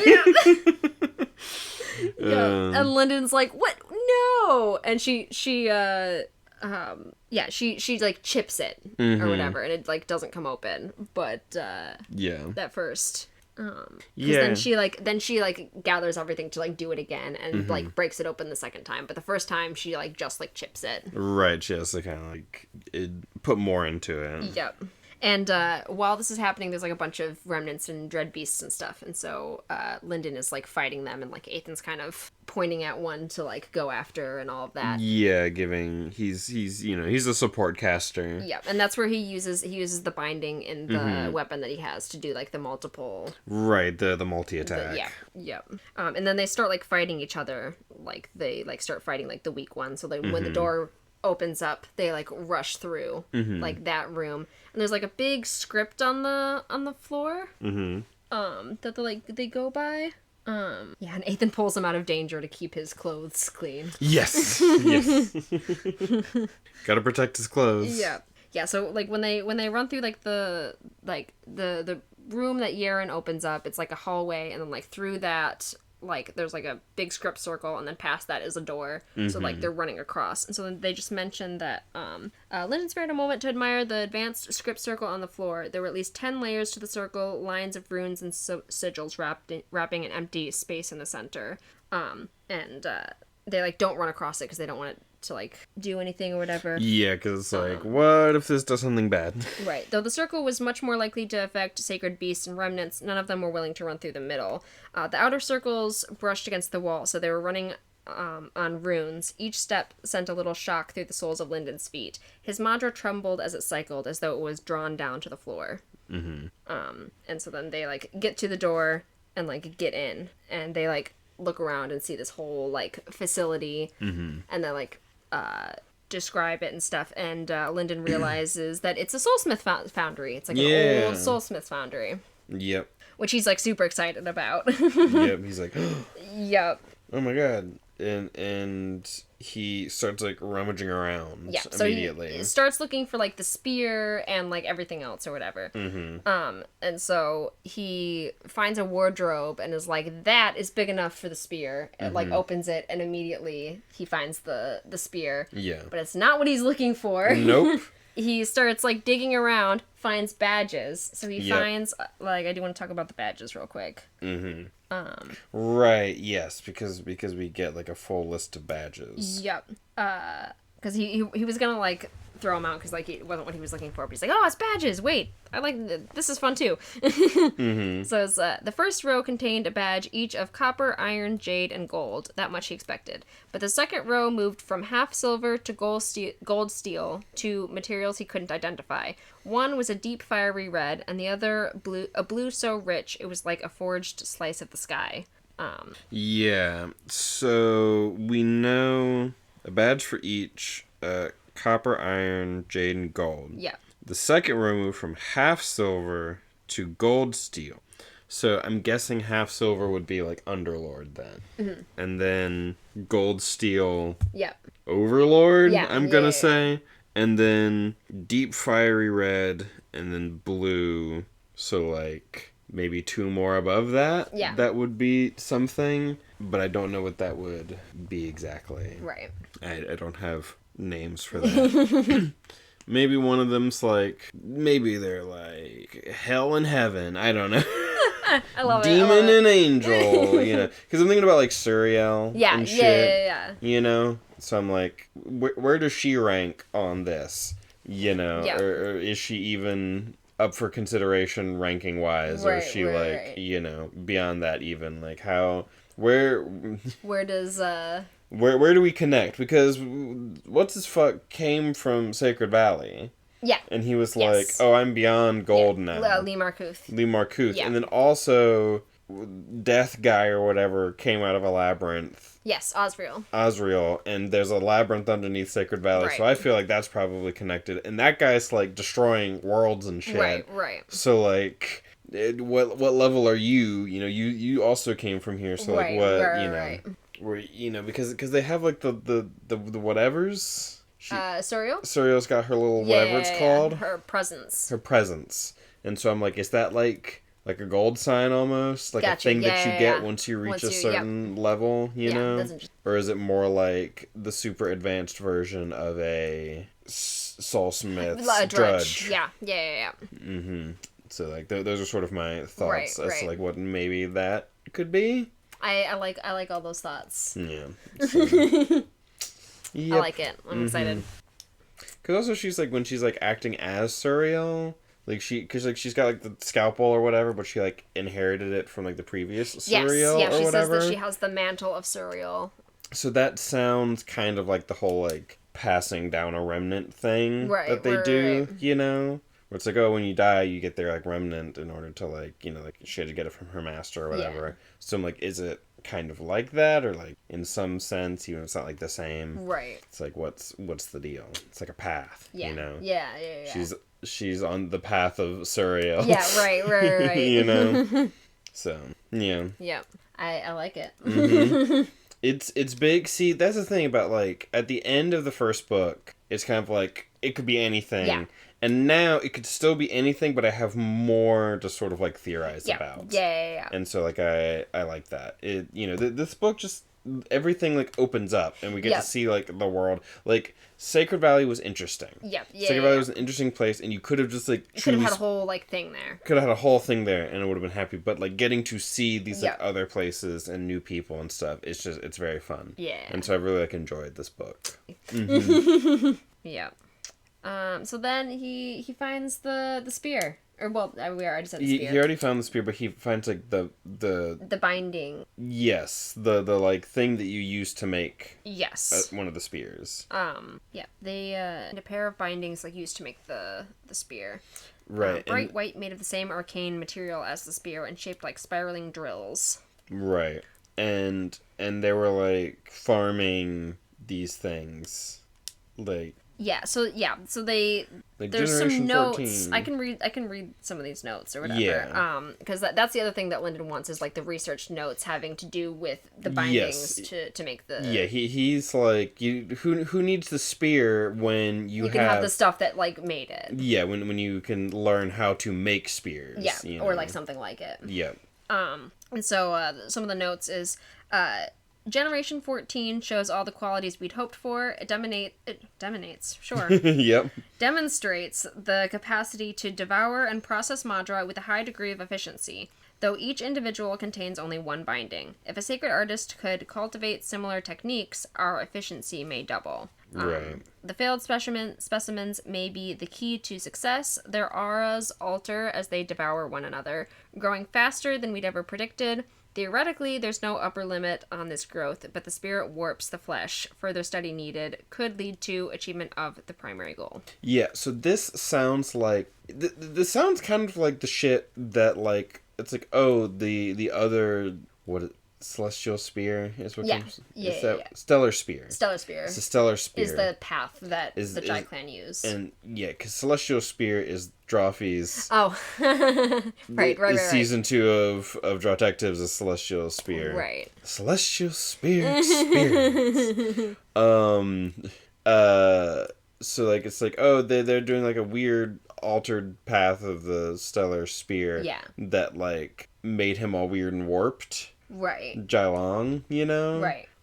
So I'm like, is this somehow related? Considering Gotcha. they're like, it's like, you know, considering this spear thing is supposed to have been, like, left behind by the Jai Clan ancestor. Right. So it's like, did this somehow end up leading to, like, the weird, like, schism and these people who do, like, the other version because they're talking about, like, oh, it warps the flesh. Right. You know, but, like, maybe we can achieve what we were trying to, and so it's like, and, like, this feels connected somehow to Jailong's whole thing. Yeah. That's interesting. Yeah. And also I'm like, is Lyndon's thing gonna be this sort of, like, ability to, like, you know, because it's like the spear... You can, like, absorb like, power or whatever. Power with it. So, like, is he gonna be doing that kind of thing, maybe? Right. Since he's, like, getting this thing to, like, make a similar sort of thing. Yeah, he definitely wants to work with it. He doesn't know, like, he thinks, like, he's like, I probably won't make a spear, like, and I don't know, like, what, but, like... He wants to make something I want to make something, you know. Right. I could definitely be useful.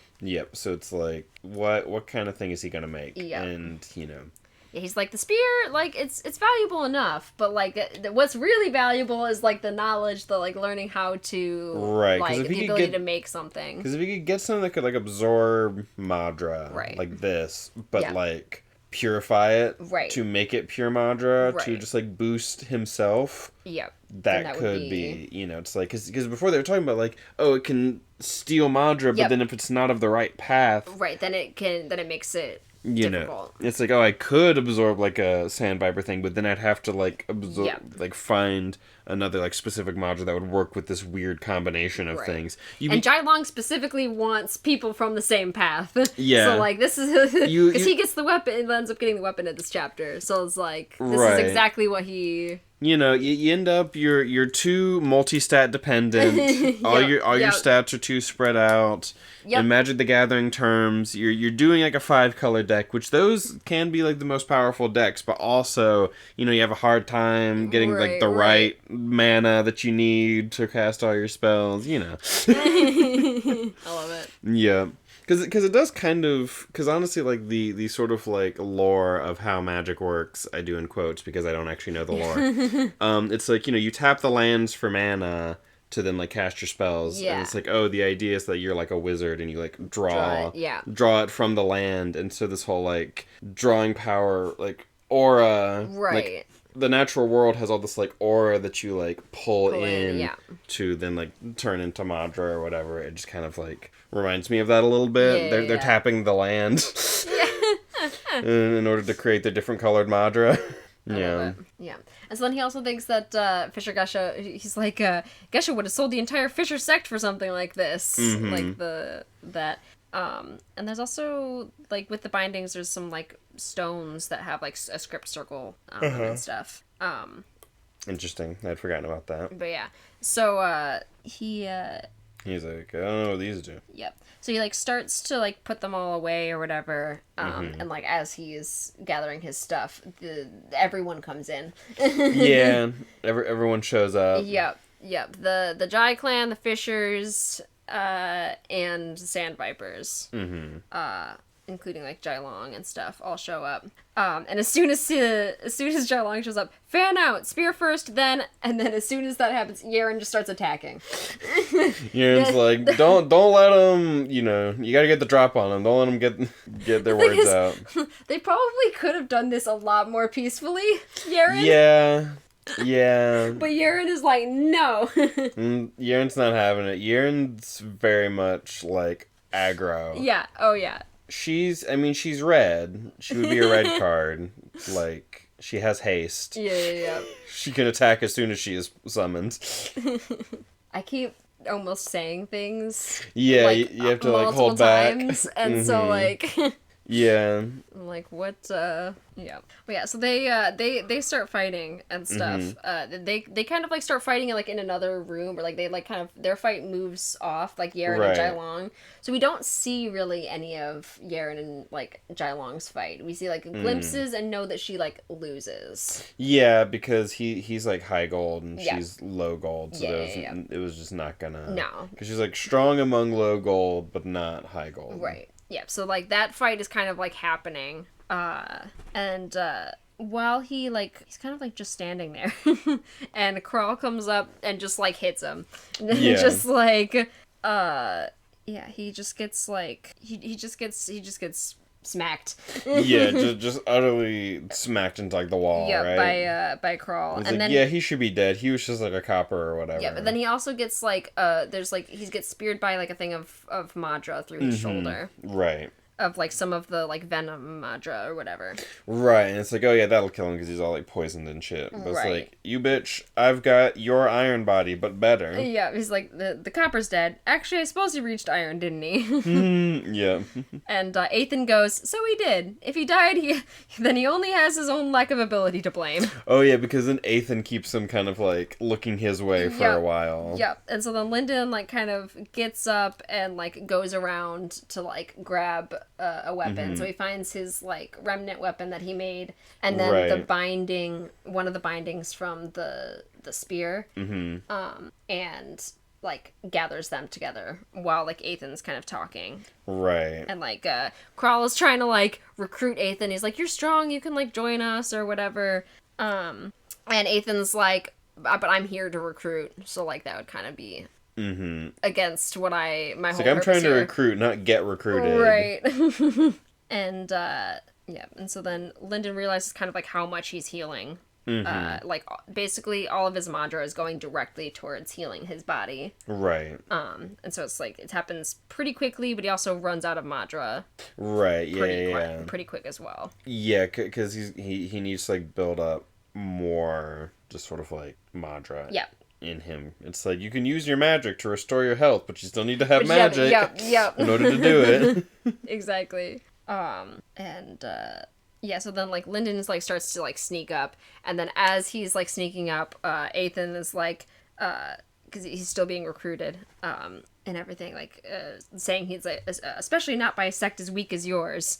I suspect you may have misspoken, my friend. I'm afraid not. If I belonged to your sect, which I'm proud to say I do not, I would be painfully ashamed of you. What kind of high gold fails to kill an iron? Right. And so Lyndon's like, you made me act early. What the? Yep. Yeah. It's like I couldn't you have just like held out a little bit longer? Right. Why'd you gotta fucking like be all flashy and reveal me too soon? Yep. So then he uses like his weapon, and it like pierces him like some or whatever, like uses like the venom, and then he grabs the binding and like puts it in his blood, like down like on the floor or whatever, and like activates it with his own Madra, and then it basically sucks all of Kral's Madra like out. It just completely drains him, and like he doesn't even leave a remnant. He just basically explodes. Well, actually, the binding explodes. Gotcha. Because it almost like blew up on Lyndon and stuff. Right. He almost lost his hand. Like he dodges it like the last second. Yeah, and but he still gets burnt by stuff or whatever because it gets on his clothes, and Nathan's like, my clothes, my clothes, or whatever. But yeah, so then he kills Kral. Yeah. He just all of his. It's just gone. Yeah. Because it's like the little seashell spiral thing. It grew more solid, less like an object painted into existence, and more real, which is interesting. It's like as it absorbs more Madra, it becomes more like sort of corporeal. Yeah, more in reality. Which is fascinating. Yeah. And then it becomes too much and just... just explodes. Yeah. Yep. Yeah, and he's like splattered by like basically acid. And then his body like heals him again up until he's completely out of Madra, and so he can't heal anymore. Yeah. So he's just like he's unable to move, but like not injured enough to die. Right. It's super interesting because it's like it makes him very durable, but only so long as he still has like Madra to spend. Yep. And so it's like he's definitely gonna need to be like working more and more. Yep. On that, which has always been his thing. He's had like not a lot of Madra, and so like he had like a Madra deficiency, and so now he has like a thing that like eats Madra. Yeah. Yeah, it's fascinating. Yep. But yeah, so after that, he's like worried that Kral's gonna get up, and then realizes like he's dead and no remnant. Yeah, you like sucked his soul out of him essentially. Yeah, and so then like Jailong comes up and is real upset. Yes, he's like not happy. That's also like basically his only friend. Yeah, which is very sad. Like we know Kral and Jailong a bit because we've been in their perspective. Lyndon does not know them at all. No. Like this is just some guy who tried to kill him. Exactly. Yeah. And so and he comes up and he's like, an iron killed like a high gold, and like a remnant's not even gonna form, which is like that's also like a big deal because like with someone who's like that strong, like you would want to have their remnant so that you could like put it into someone else on the path or whatever, like they tried to do with Jailong. Yep, and stuff. So like, yeah. So it's very, very sad for Jailong. Right. Yep. And so he like it kind of ends the chapter with he like wants to attack. Like he's looking at Lyndon. Yes. Yeah. I always forget that he has a red mask. Yep. Yeah. It's like these red like strips of. Red strips. That makes me think of Kingdom Hearts. There's a character who's like face is all wrapped up in red bandages. Got you. I wouldn't be surprised if it was inspired. Yeah, in some way. Yeah. He's a big old anime fan. He's a big old weeb. Oh yeah. Yeah, could be. I'm like, if so, what weird conclusions would I draw from that? It's like I don't think that would make any sense, but like sure. Oh, yeah. I mean, it could just be aesthetic, you know. Oh yeah, no, for sure. But I'm just like, it's like suddenly if I were to try and transpose that character onto this character, what would that even mean? That's great. I don't know why I'm like dancing around like in anything to do with this character. I don't know. I guess for audience spoilers' sake. Yeah. To spoil Kingdom Hearts 2, Kingdom Hearts 2, which came out so long ago. Right.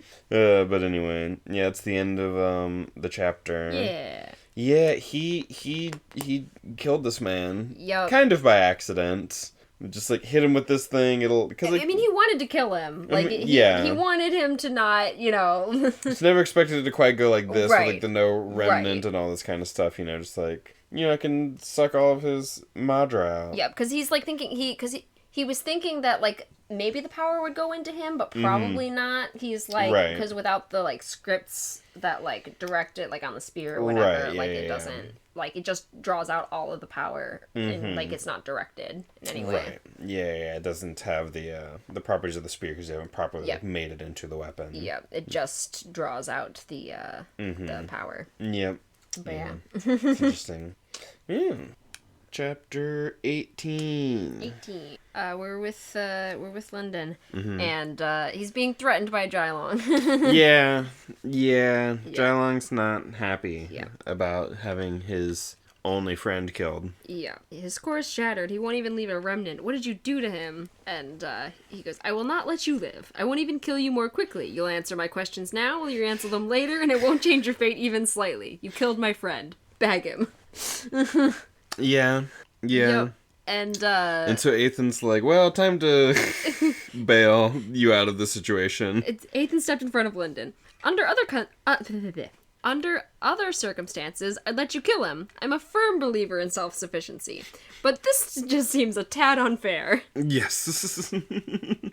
And Jylong's like, I'm Jylong, High Gold, formerly of the Jai clan. I suspect you're a High Gold yourself, maybe even True Gold, but know this. If you stand before me now, you'll make yourself an enemy of the Sand Viper sect and the entire Jai clan. They care so much for an exile? Yeah. He sounded curious. For me, no. The reputation, everything. Yeah.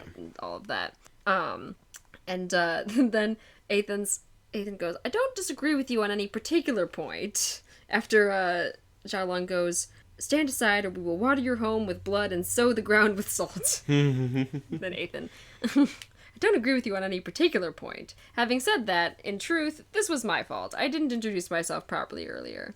And then he pulls out a giant badge and introduces himself finally as, my name is Ethan Aurelius, heir to the Aurelius family, underlord in service of the Black Flame Empire, and greatest janitor. Yep, greatest janitor alive. Yeah. Yeah. Yeah, because I thought that he was Aurelius. Yeah. I feel like I knew that from before. Yeah. That makes sense. Yeah. And but he's Underlord. Yep, he's an Underlord. Which is a big deal, but not the biggest deal in the world. Yeah. So we'll see where that goes. Yep.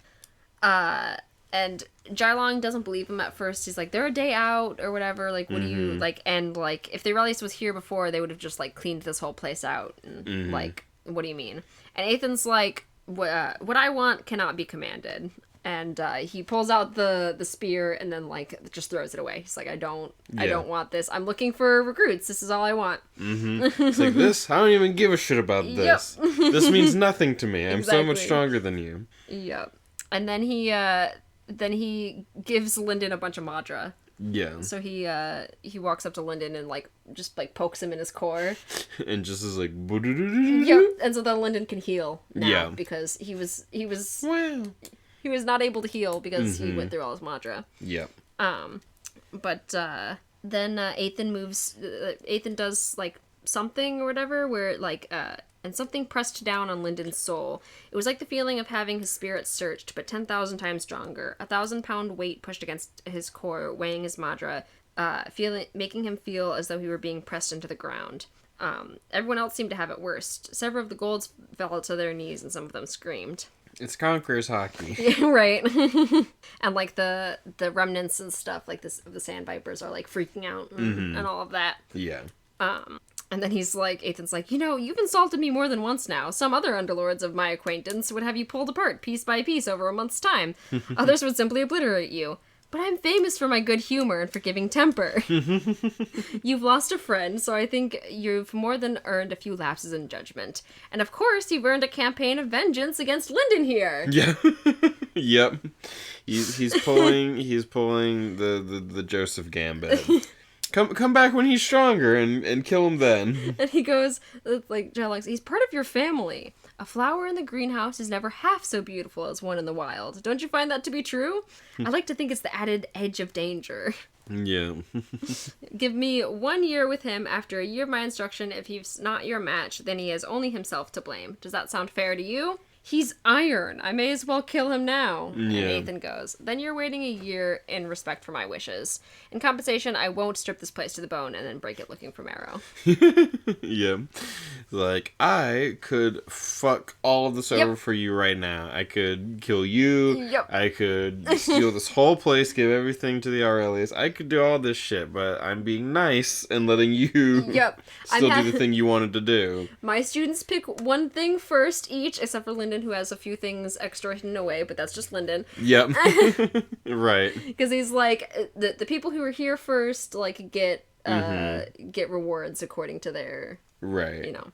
And so he's like, as first to arrive, the new members of my family will select their rewards. He grabs one for Yaren, and then Lyndon grabs, like, the binding and the notes. Mm-hmm. Because I think there's only one binding left. Right. Yeah, he grabs that. And the research notes that'll teach me how to do that. And then he's like, and I didn't mention the badges and the this or whatever. Yeah. Classic Lyndon. Oh, yeah. Yeah. And then he says, Jylong next. You can choose next. And the leaders of the 5 factions, they then come up. Right. So it's like Fisher Gesha, that other Fisher guy that we saw fighting. Right. His name right now. Ray, what's his name? Oh, I don't know. I highlighted it because I knew I was going to forget it. Yeah, it just describes him. It doesn't say what his name is. Yeah. I highlighted it in the early section. It doesn't matter.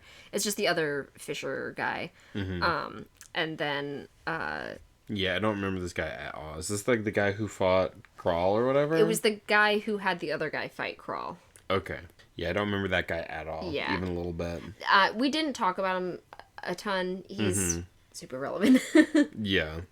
Yeah. But he's also there. Like this isn't the guy who's like the True Gold Fisher guy. It is the True Gold Fisher guy. I thought you had already said him. Oh, yeah. No. It's the True Gold Fisher guy and then also Fisher Gesha. That's there. And then some other people or something? Because you said like the leaders of the 5. Just them? I think it's... Because you're talking like the leaders of the 5 faction alliance are there. Okay, it is all 3 of them. So I don't know who the third one is for some reason. Yeah, I don't know. Maybe it's just they're counting Jylong. I think they're counting Jylong. Could be. Maybe. No, they're not. Oh, it's one of the Jai elders. It's a Jai elder. That's what it is. Gotcha. A Jai leader, Fisher Gesha, and that other Fisher guy who's like the True Gold. Yeah. Whose name escapes me because he was just like some guy who showed up. Yes, it starts with an R. But I can't remember. Yeah, that's what it is. Gotcha. Yeah, because they want. They're like, oh no, like we'll like they're basically like he's not in favor is what they say.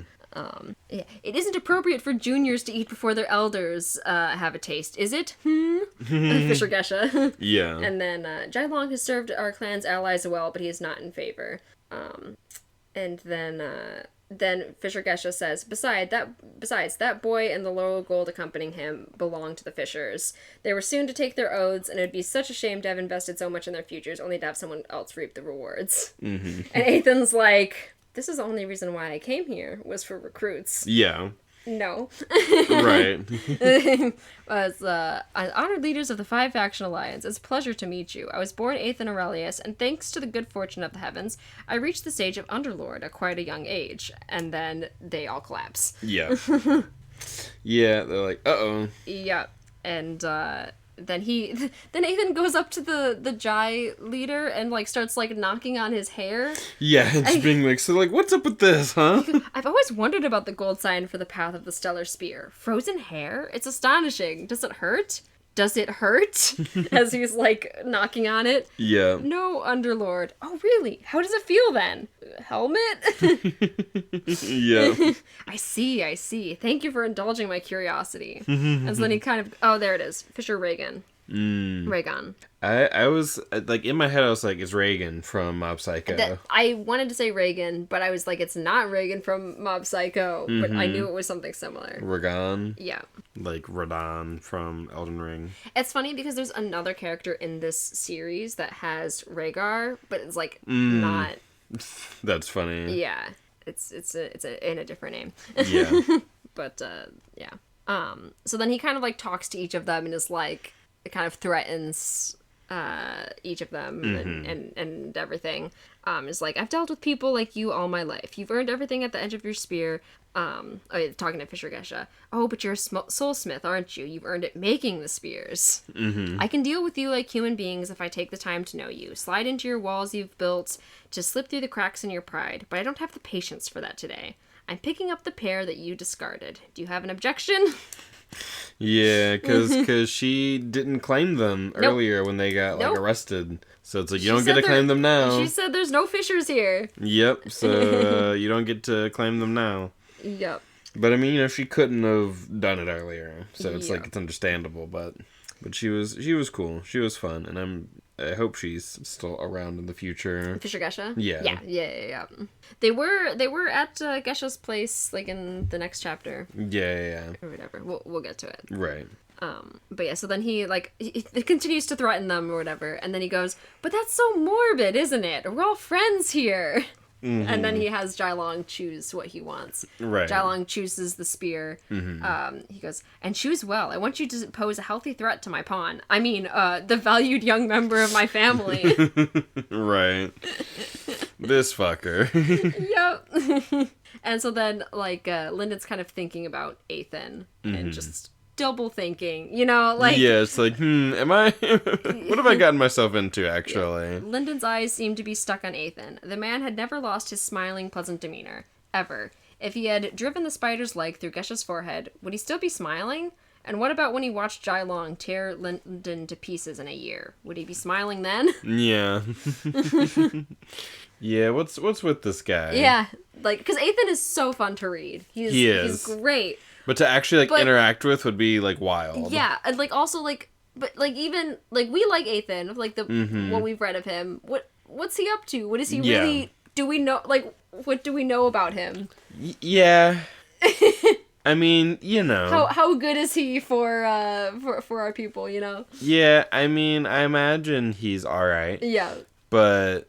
because, like, you know, he's like helpful. Yeah, he is. But also he exists on sort of like a different level than we do. Right. And he's like part of the, like, Black Flame Empire, which is like a whole big empire, big organization. So it's like, what sort of machinations does he have? What's going on there? Yeah, I don't know. Yep. Like he wants to kind of like use Lyndon, and so it's like, will he be like helpful in like getting him to like save his village and stuff? Yeah. We just had a little phone break. Yep. We got my sister called, and I needed to say hi because I don't get to talk to her very much. Yeah, but yes, we're getting towards the end of chapter 18. Yes. Yep. And we're getting another information requested. Yep. And so we get a few different information requested. And so we'll start on Jailong's future. And so the main part of the report, his spear is pure white, and it drinks the power of slain remnants. With every death he causes, Jailong grows stronger. As he destroys his family homes one by one, he draws closer to the Jai Patriarch. And then it has the different probabilities. Low probability, he, like, steps the wrong way and he gets killed. Low probability, in a crisis of conscience, his little sister has a change of heart, persuading him to set aside his crusade. They move to a city at the far edges of the Black Flame Empire, where she meets a local man, raises a family. He trains alone and eventually dies in isolation. High probability, the Jai cannot stop him without an expense that would cripple the family. As the Patriarch search for a way to stop this one-man rebellion without causing his carefully cultivated power to crumble, he learns of Jailong's upcoming duel. So that one was the one that was high probability. And then, suggested topic, future of the Sand Viper sect continue, and then is yes.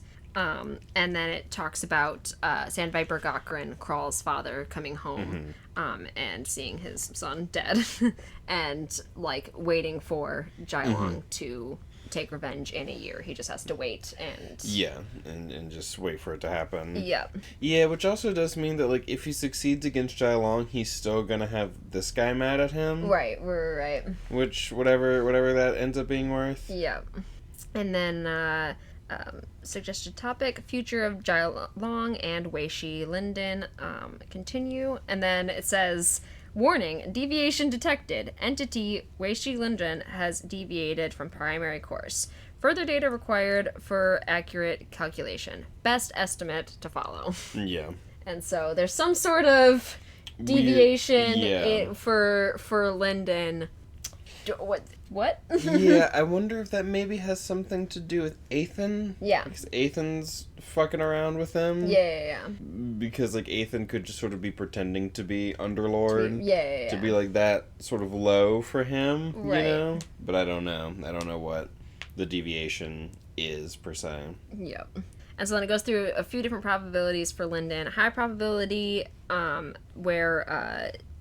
the Jai Patriarch gives him, like, a path or whatever, and Jai Long is sabotaged, and he wins, because Jai Long was, like, sabotaged. Low probability, Linden fails to find a suitable path to supplement his path of twin stars and runs from battle. Low probability, Linden devises a weapon specifically designed to counter Jai Long's spear. He acquits himself well in the duel, but dies of his wounds. And then suggested topic, powerful paths of Cradle. Continue? Denied, report complete. Yeah, so that's interesting, because, like, to supplement his path of twin stars. Yeah. So it's, and then, like, powerful paths of Cradle, and so I'm like, is he going to get some sort of, like, crazy cool path? Right. Maybe Ethan's path. Yeah. You know, maybe some other shit. I don't know. So I'm like, I'm curious as to what it's going to end up being. Yeah. Because, like, I doubt that he goes... I mean, that it ends up being the high probability one, where he, like... Where he gets Path of the Stellar Spear. Right. And then Jai Long gets, like, sabotaged, and he, like, beats him that way. I mean, he's certainly not against sabotage. Right. But I don't know if it's going to be that one, per se. Yep. And that's the end of Chapter 18. Yep. And so then we go on to Chapter 19. Yeah. So we, in Chapter 19, start off with Yeren. And she is, like, dangling from the ceiling in, like, these medical, like, she's being worked on, like, by the Fishers or whatever. So she's, like hung suspended from the ceiling, being, like, worked on by these, like, spider constructs. Right. So when she wakes up, she's very confused, and she's, like, in full traction, like, full like, body kind of shit. Yeah, so she immediately wrecks everything with Sword Aura. Yeah, immediately lashes out. And then doesn't recognize the room because she has wrecked it with Sword Aura, but then realizes, oh, this is my room in the Fisher sect. I would have noticed that if I didn't break the whole room with Sword Aura. Yeah. Yeah, good job. Good she, job, like, Yeren. goes through that whole, like, process in her head. I just really, I like it. She's like, oh, I would have recognized this room faster if I hadn't broken it. Yep, and fucked it all up immediately. And so then she immediately starts thinking, okay, well, I gotta figure out, like, if I'm captured here, well, like, number one, great thing that I lived in that fight. Because she's like, last thing she remembered, she was facing a high gold, so cheers and celebrations for her surviving. Yes. Cheers and celebrations. She's like, well, I'm alive, so that's good. And then, so then she's like, I need to figure out what's happening. Let's go beat someone up to figure out what's happening. Right. Before she can do that, Linden heads her off and is, like, outside of the door and is basically just like, like, it's me, like, don't do anything, it's me, like, just wait or whatever. And she's like, well, if you took one more step, I was gonna, like, do something. He's like, well, that's why I said, wait, it's me. So yeah, so Linden's on the other side. Yeah, he goes, Yeren, I don't want to seem untrusting, but please don't cut me. Yeah. 2 steps closer and I've carved you into a roast. That's why I waited. I thought I might explain what happened before you went looking for the story yourself. So long as they answered my questions proper and quick, they were in no danger. No danger, you know. And so then Linden Lyndon comes in, and she also thinks a bit about her uninvited guest as well, as she's kind of going over everything. Because they're like, well, they knew enough to not like undo my belt and unleash whatever this is. Yeah, so like that was smart of them or whatever. Mm-hmm. And then she also thinks like she wasn't sure how many years she had left, but if she didn't advance far enough to keep her guest suppressed with her own power, then she wouldn't be herself anymore. Mm-hmm. And so just a little bit more about. Yeah, I do wonder what sort of the deal is with that. Yep. And so then Lyndon comes in, and Yaren realizes he's wearing Aurelius clothes. Yes. Yeah. Deep blue with the black crescent moon on it. And so she's like, oh, wow, so you... you did find someone to take you in. Yep, you joined someone. And she's like, great, like, I'm glad you did that. But then she's also like, oh, you're gonna leave me, you know? Yep, is getting sad about it. Yep, and then this whole time, it, like, seems like Lyndon is, like... under the impression that they're both joining together. Yeah. But Yaren is under the impression the whole time that it's just Lyndon. him. Mm-hmm. And and so then Ethan shows up and is like, it's like, you too. Like, I want you too. Mm-hmm. But like Lyndon kind of explains what had happened while Yaren was out and stuff. Right. Like in this whole thing, talking about Crawl and like all that. Like an iron beat a high gold, and she's shocked. And, because, like, Lyndon says he came here looking for recruits, and he thinks we'd be suitable. So he says, like, we'd be suitable, but Yaren just, like, doesn't listen to it. She's like, he's gonna leave me, and, like, good for him, you know, like, I gotta be happy. But she immediately starts thinking, like, I gotta look for a weapon. And when you're alone, you gotta, you know, like, immediately starts, like, breaking herself off, and, like... Right, yeah, it's sort of, like, preparing yourself for it, essentially. Yeah. And then she also, like... talks about his like iron body and how like shocked she is by his iron body. Mm-hmm. Cause she's like, I'm surprised you like weren't more injured. And he's like, forgiveness, I didn't mean to suggest I walked away without a scratch. He ran a forged spear through right here, like his shoulder. And even if Lyndon was exaggerating about being run through, which he doubted, he'd still been struck by a high gold's forger technique less than a half day before. Underlords must have some great medicines, I guess. And Lyndon's like, no, it's my iron body. And she's like, holy shit. How are you moving that arm? You should be dead and buried, but you're up and hopping in 6 hours. I have an iron body now, just like you. Not just like me. And she's like, I've had plenty of injuries, and like it takes a while and like medicine to heal. Right. And she goes, she'd barely taken a step on her path without some gruesome injury, but Lyndon just walked his off in half a day. Yep. And then she's like, she thinks, what kind of body had they given him? Yeah. So she's pretty like shocked. Yes, shocked and impressed by his iron body. Yeah, because he went way above and beyond. Yep. Yeah. What the Sand Vipers normally get. So. Yep. And so she's like worried about like what's gonna happen with her and everything. And then Ethan shows up, and he goes, I'm sorry to disturb you, children, but I couldn't help but overhear every word. How long have you been listening? She asked, not relaxing her bladed gold sign. For about 4 weeks now. Mm-hmm. And then she's like, where did you get the impression I wanted you and only you? And Lyndon's like, what? I didn't think that, but he doesn't say that. Yeah. He goes, forgive me. Yaren would have bet a stack of silver against a pile of hay that he had no idea what he was apologizing for. Right. So, like, he's like, what? Like, what? I didn't think it was just me. Right. But Yaren, yeah. Yeah. But so then he, like, calls them the set. He's I'm not looking for a single treasure. I want the set. Yeah. Yep. And, yep. So then he's like, well, you don't have time to, like, mess around. You gotta go, you gotta go train and stuff, because you've gotta fight in a year. Yep. You've gotta not die in a year. Yep. Honored Underlord, thank you for your consideration, but I must beg you for guidance. How can I defeat a High Lord in a year? And he's like, it's possible. But he goes, I was going to say the worst year of your life, but you're very young. Worst year of your life so far. That's exactly. Mm-hmm. And also, the thing unspoken, he's not going to be a high gold by the time you have to fight him. Yeah, because once Lyndon leaves, they talk about it. You didn't warn him. I know you noticed the flaw in his assumptions. In a year, he'll be either true gold or higher. Yep, because he's out here absorbing other people on his path. Yep, he's got a great way to advance now. He's been set up for, you know. Yep, time to murder my whole family in advance. Yep. He's trying to pull an Itachi. Yep, exactly. Because see, that's the thing. Like, I say that, like, Yeren is Sasuke because of, like, the implication that, like, her whole family got, like, killed, and now she's got some crazy shit going on. And so I'm like, she's a little Sasuke. Yep. And, so then Yeren's doesn't think it's gonna work. She's, you can say what you want about ants and trees, but I'd contend Linden can't win against a True Gold, not in a year. And then True Gold or better. Yep. And, so you're setting him up to bleed.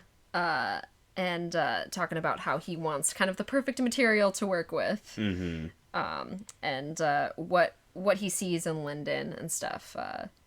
Like, he does, like, a kind of story about, like, these, like, sculptors or whatever, like, using these different stones or whatever, and they spend all these times looking for the stones, or whatever, they're looking for the most beautiful flaw. Right. And so for Linden, he goes, and he has an exquisite flaw. He was born too weak. He has learned to get by as the weak do, tricking and bargaining and scraping his way through a world of giants. If I wish to make him a giant, that is the flaw I must use. Right. Yeah. Yep. He has not had things like he has had it easier than them in some ways, but he's also not had it easy in other ways. And it's just sort of, it's interesting. Yeah. And so then Yeren's kind of like wanting to know more about Ethan and stuff. That's your intention, is it? To make him a giant? And she's, like, worried about Ethan's intentions and stuff. And it's like, he smiles too much. Like, there's something... Right, there's something wrong about him. There's something off about him. Yeah. And, his kind of issue, he's like, there's worse things than to be born too weak or whatever. Talking about, like, leaving behind everyone or whatever. Right. Like, being born strong and stuff.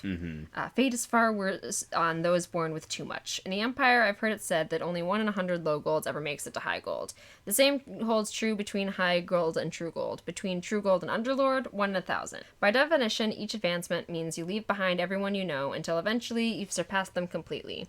That is the very nature of sacred arts. It's the definition of success. And like Yeren says, like, that she heard that, like, from her master and stuff. My master used to say that no path is wide enough for two.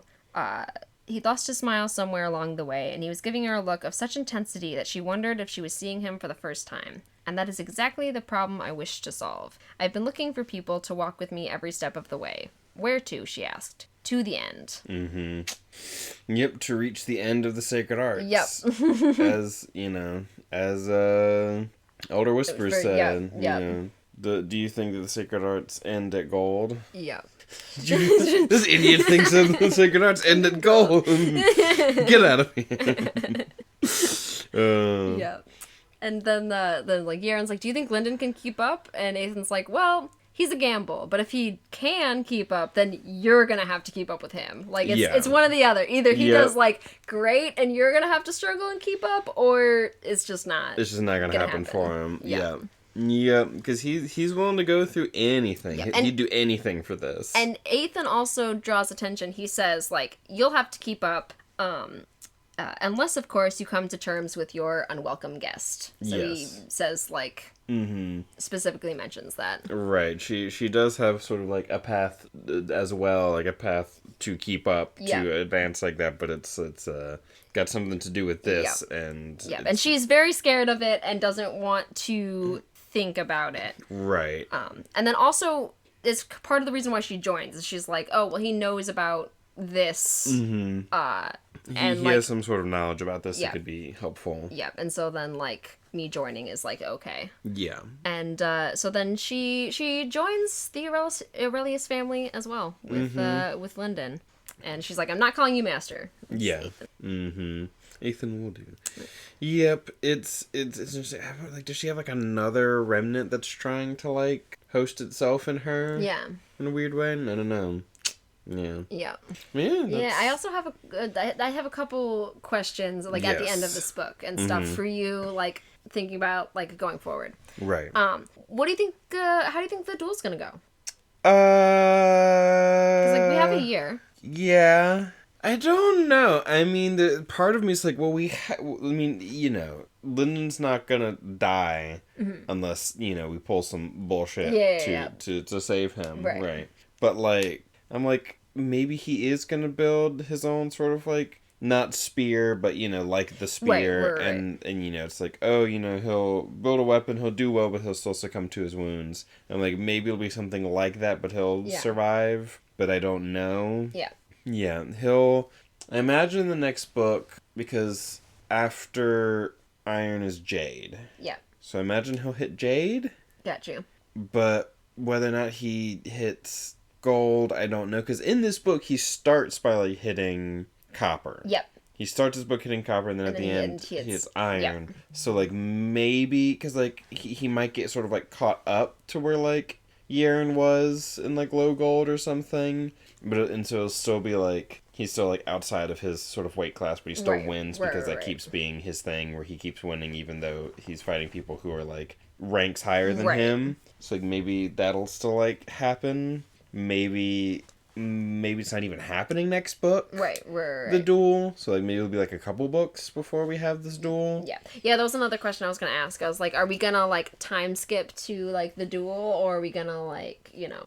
Or are we going to wait and do, you know... Yeah. Like, show the training and everything? I think we're going to show the training, although there will be time skips in there, you know? Sense. Like, it's like we had some of that in here. Like, we don't get, like, every day of him, like, you know, going through that. So it's like, I feel like next book he's probably going to, like, hit Jade. Yeah. At least. That's my like, you know, lowest guess. My safest guess, I feel, is that he hits Jade. Yeah. But, I don't know, we could spend a whole book in Iron. Right. Or something, but I feel like at the pace that this is going, we'll hit Jade, and maybe we'll... but I'm like, I could definitely see us not doing the duel next time. Yeah. But also considering so much emphasis is being placed on it, I could see it happening next book as well. Yeah. I'm a little sort of like... Either or. Because, like, you know, at the end of the first book, it's like, okay, I need to save the village, but that's... But, like, in 30 years, you know? Exactly, in, like, a very long time. And so it's, like, first, it's just, like, getting out of here with Yaren. Yeah. And so the next book, it's like, okay, we sort of accomplished that. It's like, all right, now we just gotta, like, survive out in the wild. It's like, our goal is kind of, like, unclear. Now we have, like, a thing... Right. ...that we're preparing for. Yeah, a more concrete goal. Yes, so I could see that if it's not next book, it's, like, the book after, I'd guess. So that's my sort of guess on that. Got you. I like it. I like some predictions. Mm-hmm. So that does it for chapter 19. Yeah. And for the sort of book proper. Yeah. And now, bloopers. Right. Which, again, I love that he includes bloopers. It's very silly. It's very fun. My favorite of these being Yaren, Queen of Kindness. Yes. Oh yeah, this one's fun too. I just saw that with her unwelcome guest. Yeah, and it's like it was a little tight. Maybe she could loosen it just a little bit. Her master always told her to keep it tight, but he wasn't around. She could relax for just a second. Instantly, the blood Madra parasite unraveled the knot and devoured her soul from the inside out, wearing her body as a husk. Yeah. She found herself standing on a field of clouds, looking at her master, who wore a very disapproving scowl. What did I tell you? To keep it tied? Or what? Or it would eat my soul? And what happened? It ate my soul. Yeah.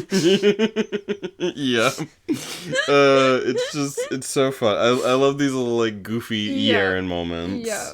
The fated future of Yaren, the Sword Sage's disciple, continued. Without Yaren's intervention... Without Linden's intervention. Yeah.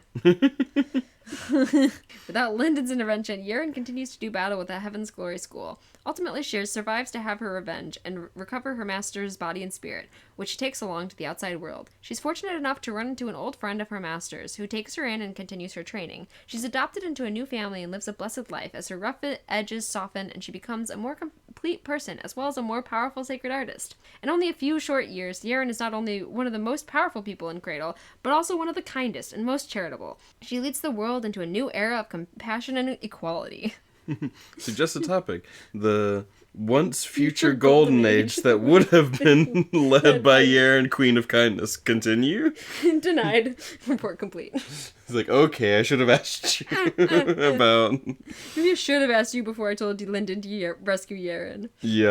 Yeah, that one really got me. And then there's like some other ones, like the whole thing, like we're the Sand Vipers, and we're named after all this stuff, you know.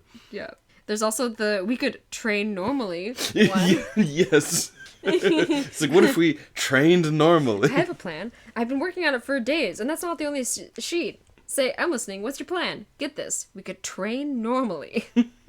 I know. It never occurred to me either. Like... We could just do what everyone else does. Join a sect, train normally, cycle normally, do some kind of job for the sect. Think of all the adventures we could avoid. You mean we could just not set out on a dangerous quest for power? It sounds crazy, but I looked into it, and it turns out you're much more likely to survive when you stay home minding your own business. Yeah.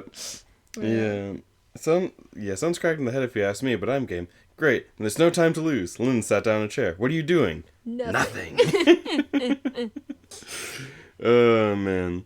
Yeah. It's such a fun time. Oh, yeah, and then Ethan being like, the Sage of Brooms. It's like, oh, that is a real title. Let me assure you, and anyone who may be reading this account later, that the founder of the Aurelius clan was indeed known as the Sage of Brooms, or as the Broom Sage. Do not make light of the Sage's broom-related powers. He was as serious as he was deadly. and then also there was a section of like Ethan, whenever he like first like antagonizes Jailong. Yeah. It's like, I hear that sometimes the Aurelius overlord. Underlord. Goes around causing pranks or whatever. Right. It's like, so it's probably best that we just ignore him. And then also Ethan just taking the parasite ring and being like, this is what I wanted. Anyway, see ya. Yeah. Oh, right. And then the crazy fucking boot one, where it's like, the coppers, one of the Fisher Soulsmiths said to Jailong's boots, and then the boots... Yes, and the boots start responding. We have long awaited someone who would address us and break our curse. Right. Yeah, it's like, now you will suffer as we have suffered, and then... Sand Viper turned into a boot. Right, and then everyone turns into boots, right? Yes, soon the entire world was boots. Just like absurd. To me, that sounds like he wrote that sentence, giggled about sounding like it was talking to the boots, and then wrote the rest of that little bit. Just like, it's so good. Like, these are just like such like fucking memes. Oh yeah. Such like fandom memes but like he's just making them himself, which is just writing them in. Amazing. I love it. Like, just it's a good time. It's such a good time because like such a thing in like Song of Ice and Fire would still be very funny, but it's not the tone. No. But it really fits tonally for Cradle, and it's just such a fun time. Like. Yeah, it's like with like the fucking Pixar movies where they like animate the bloopers or whatever. Yeah. It's so fun to just like see time spent on something like that. Bloopers are fun in general. More interruptions. All of the interruptions today. We're almost done. We're talking about bloopers, and it was a grand time. Yes. We had a door knock, so of course the pups went absolutely insane, and whatnot. So yeah. What were we saying about the bloopers? Oh, because I wanted to say something specific about the bloopers. Because it's, like, bloopers are fun in general. Mm-hmm. But purposefully made bloopers, like, something... like, there's something about, like you said, like, with the Pixar ones, where, like, like the Toy Story ones, where, like, they're animated, and it's, like... There's something about it. I don't know what it is, but it's fun. Right, because it's just like... There's no such thing as actually, like, a blooper for a book. Right. So it's just, like, such a fun little extra bit to have, like, and again, you can only really do it in this like indie space, right, and it's really great. I feel like it adds either in the indie space or established enough to do what you want. Yes, exactly. It's either or. Mm-hmm. So yeah, it's a lot of fun. So one of my favorite just like little things about the series.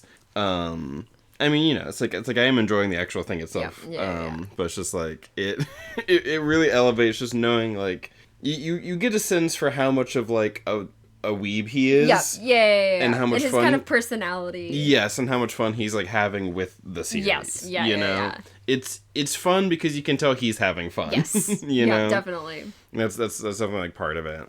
But, yeah, so that's... do we want to... Are there any more bloopers we want to focus on, or is that kind of... I don't think there was any other specific ones I was... Yeah. If he is an Underlord in disguise, we can't do anything to him except embarrass ourselves. And if he isn't, he's clearly got some other plan in mind. Let's just go. Yeah. There's like, Ethan's like, hey, I'm bored though. Hey, what? It's so fun. Yeah. Oh, yeah. With the, like... Yeah, the Sand Viper naming. With the Sand Viper naming stuff, it's like, you must get a Sand Viper tattoo, kiss the stinger of a living Sand Viper, and sign a 5-year contract to promote Sand Viper Soda. Sand Viper Soda, sting your mouth with freshness. Yeah. Yeah. Very, very silly. There's some slogans in The Last Horizon, like some ad slogans that are great. One of them, this is not a spoiler, this is just a fun little, right. Like lightcasters, they work anywhere. Because they do regular rounds and space rounds stuff, and they work in any environment. Lightcasters, they work anywhere. Gotcha. Yeah. Oh right. Yeah, the we'll pay them back for this 100 times over. We'll pay them back. One of the guards nearby shouted, "Did you hear that? This guy says he'll pay us back. He's plotting revenge. Get him!" Then they regretted that beating more than most. Yeah. They're just... like, at getting to the end of the book and then, like, listening to these bloopers, it's just, like, such a fun way to close out... the book. Yep. Like, just such a fun note to end on. A positive little note to end on. Yeah. But yeah, so that's the book. Yeah, that is Soulsmith. Woo! We done did it. We did. And so I guess now it's time to move on to the, like, what we've been reading. Yep. What we've been reading. I've been reading a whole bunch. So I haven't yet continued on the Red Rising series because I am too stressed. He is a good writer and therefore makes me very stressed out. Right. So instead I started Red Rising over again. Yes. Your classic move. Yeah. So I started doing that, and then also I'm rereading the Elder Empire series, also by Will Wight. So I just finished the second book one. So I read book one of both Elder Empire series. Right, because it's like the parallel trilogies or whatever. Yeah. And so people say, so they call them the trilogies Sea and Shadow. So first time I read it, I read Shadow and then Sea first. This time I read Sea first and then Shadow. Most people say that's how you should read it. I agree. Yeah. I think it's better to read Sea first and then Shadow. Gotcha. You get more background information in Shadow that means more to you after you've read Sea. Gotcha. Because like if you just get it, then it's just like, oh, this is just information I know, instead of like, right. Oh, this is a mystery, and then I learn this information. Yeah. Gotcha. Yeah. Yep. So it's been a good time. I enjoy those books quite a bit as well. Yeah. They have a bit of a different tone, but they're still fun. They're good. Yeah, that's fun. I've not been reading anything. I still haven't continued Wheel of Time. Yeah. It happens. Yeah, we watched some Mob Psycho. Yeah, we did. We watched some Mob Psycho because Nerdy's watching it, and he had gotten to season 2, which I hadn't watched, so I had to like watch a little bit to be ahead. We're like about halfway. Yeah, we're about like halfway through the season, and it's been good. Yeah, it's good and fun. I've not been listening to as much Magnus, but I've listened to a little Magnus. And yeah, and I've also been listening to some. Yep, because Endicott came out with a new video, so we of course watched it and then watched some more regular Magnus. We're gonna get caught back up to season 5 eventually. And I will watch it this time. Yes. We will actually do it. See, and then we can watch season 5 up until like towards the end, and then we'll stop again. We'll stop one episode before the end. We're still part way through the last episode of Campaign 2 of Critical Role. What do you mean? What do you mean? I don't know what you're talking about. Never do something like that. Yeah. I hate endings. Yeah. Like, I'm like actually shocked with how many things like I've finished like reading and stuff recently in general. I've read and finished quite a few things recently. Doing this podcast should, hopefully help. But also the thing is that like in order for it to help, it'd mean that it would have to be like a thing that I've read and you haven't. And see, the good thing about us doing Game of Thrones is that it doesn't have an ending. It's not gonna end. It's never gonna end. And so you don't have to ever worry about that. Yeah. And also it'll take forever for us to like get through the series on this podcast. Yeah. Oh yeah. By then we'll have hit 100 views again. But yeah. I think that's basically been it. Yeah. Like at work I've just been like listening to like, video essays and stuff, I think. And music. I've actually been like listening to music, which I don't normally do. Yeah. So yeah, I haven't been like reading anything. The version of Red Rising that I listened to is different. Right, the graphic audio version. Right now I'm listening to the graphic audio version, which is good. I kind of want to like look at the like narrator and stuff because like there's like it's like the full cast and stuff. Right. Because I really like the narrator for the actual books, but I'm not sure if it is like the same person or not who does like the main character. Right. But overall, like the graphic audio is really good, and also more brutal because of course it is. Yeah, because of the sound effects and stuff. But like because like when I was looking for like the audiobook for Mistborn back in the day, I would come across the graphic audio version, which wasn't what I was looking for. Yep. See, now I'd be willing to go back and listen to it, like, now that I've listened to it once, to be like, how does this compare? Yeah. The graphic audio version, but... The only, like, thing I've really listened to, like, a full graphic audio thing of is White Sand, which is one of Brandon Sanderson's. It was a graphic novel, and it doesn't have a full prose version out yet. Right. But they made this graphic audio version. Gotcha. I've heard the audio, like, I think there is just, like, a kind of audio book, but people say it's not great. The best. Yeah. And people aren't a huge fan of the graphic novel. Gotcha. But the graphic audio, I think, is really good. Like, gotcha. it was fun. But it's very Dune. It's, like, you can tell... that he's trying to do a Dune. And I didn't realize, because, like, he mentioned recently that it was, like, his first book or something. Like, White Sand was, like, his first... Gotcha. Like, thing. And then he did something with it way later on. And I'm like, yes. Because I know he's a huge Dune fan. Mm-hmm. And... yes. Yeah. This is a Dune fan's first, like... That's funny. Right? Like, I mean, I've not read Dune, but, like, from what I know of Dune, and I know, like, Star Wars kind of has some, like, Dune influence and stuff. So I'm like, there's a lot of stuff that I'm like, ooh, this is very Star Wars, but I'm pretty sure this is the Star Wars that's Dune. Right. So, like...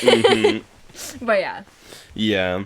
Yeah, Dune's one that we kind of want to put on the list. And I'm like, I think it'd be funny or fun if we could get my buddy... I feel like that'd be really fun. Yeah, I should, like, talk to him about, like, hey, you've told me to, like, read Dune before. Do you want to, like, be on our podcast about Dune? Although I'm like, could we get him for multiple episodes, or would it just need to be, like, here's our one big episode on Dune, where we just kind of talk about Dune unstructured for a couple hours on, like, a Discord call or something. What would be great is if he could actually come up here and visit. But he's like, not anywhere close to us state-wise. Pretty far. Yeah. But if he could come up and record with us, that would be a lot of fun. Yeah. But yeah. But I've listened to plenty of like Discord podcasts. It's definitely. Yeah, we'd have to figure out how to do that. Like how do you record a like Discord call? Like how would we record his part of it? I'm guessing. I think what I've noticed other people do, like they'll talk about it or whatever, is like one person is responsible, but like everyone will send their audio to one person. Yeah. And then they like edit it into a thing. So it's like everyone records. Up. Yeah. So everyone records their own audio. Yeah, and then he would like send me his audio, and then I have to like line it up so that it like works properly. I think that would be it. Yeah, that's interesting. Yeah, you gotta do like. Syncing or whatever. Yeah. Bam. So that's what I've been not reading. Yeah. Yep. And such. Yep. And we'll do we'll do Black Flame. We're probably gonna do like 7-ish chapters. Yeah. Each episode. Yeah. And so then it'll be like another three. Another like 3 episode. Run. Yeah. Yep. So yeah, that's been Let's Talk About Book. It's been book. Yeah. Now you can go forth and think about book on your own time. Feel free to do the YouTube things. Leave a comment. There's one person like Akatroa. Yeah. Or something like that. Yeah, that commented on like the last Cradle. Who's been commenting on the last couple who was like, oh, I have something that I want to say once you Yeah, I'm curious about that. I'm very curious as to what that is. Yeah. And also I agree with you that like I forgot about Theon at first when I was reading Game of Thrones. I know that I replied to that comment like actually like with a comment, I fully forgot about him. Yeah. Or was just like, who is this guy again? Like, I just didn't pay too much attention to him at first. It's like, who are you actually like, paying enough attention to remember their name? I feel like I remembered him, but only because of like the show. It's like I just knew that he was a name that was like thrown around a bunch and stuff. Right, because he's not like doing anything so far. Right, like in the beginning, like I think I totally would have just like looked over him, not thought of him at all, if I didn't know somewhere in the back of my mind that he's around. That he's like around. And like semi-important or something. That he's doing stuff. He's doing things. Stuff. He's doing stuff. He's doing things. We'll get to it eventually. Right, exactly. I'm like, does he even do anything this book or is that a next book thing? You know, so it'll happen eventually. But yeah, we love to see comments and likes and all that jazz. Subscribe. We have like, you know, we've got like a surprising amount of like views and watch hours and stuff, but like, you know, less subscribers, so to say. But we keep ticking up in all those regards, slowly but surely. It's been fun. It's been fun. We've been doing this for over a year now. Yeah. So it's just like, it's such a fun thing to just like get to do together. Yep. But yeah, so have a lovely whatever time it is wherever you are. Have a lovely day. Bye-bye. Bye.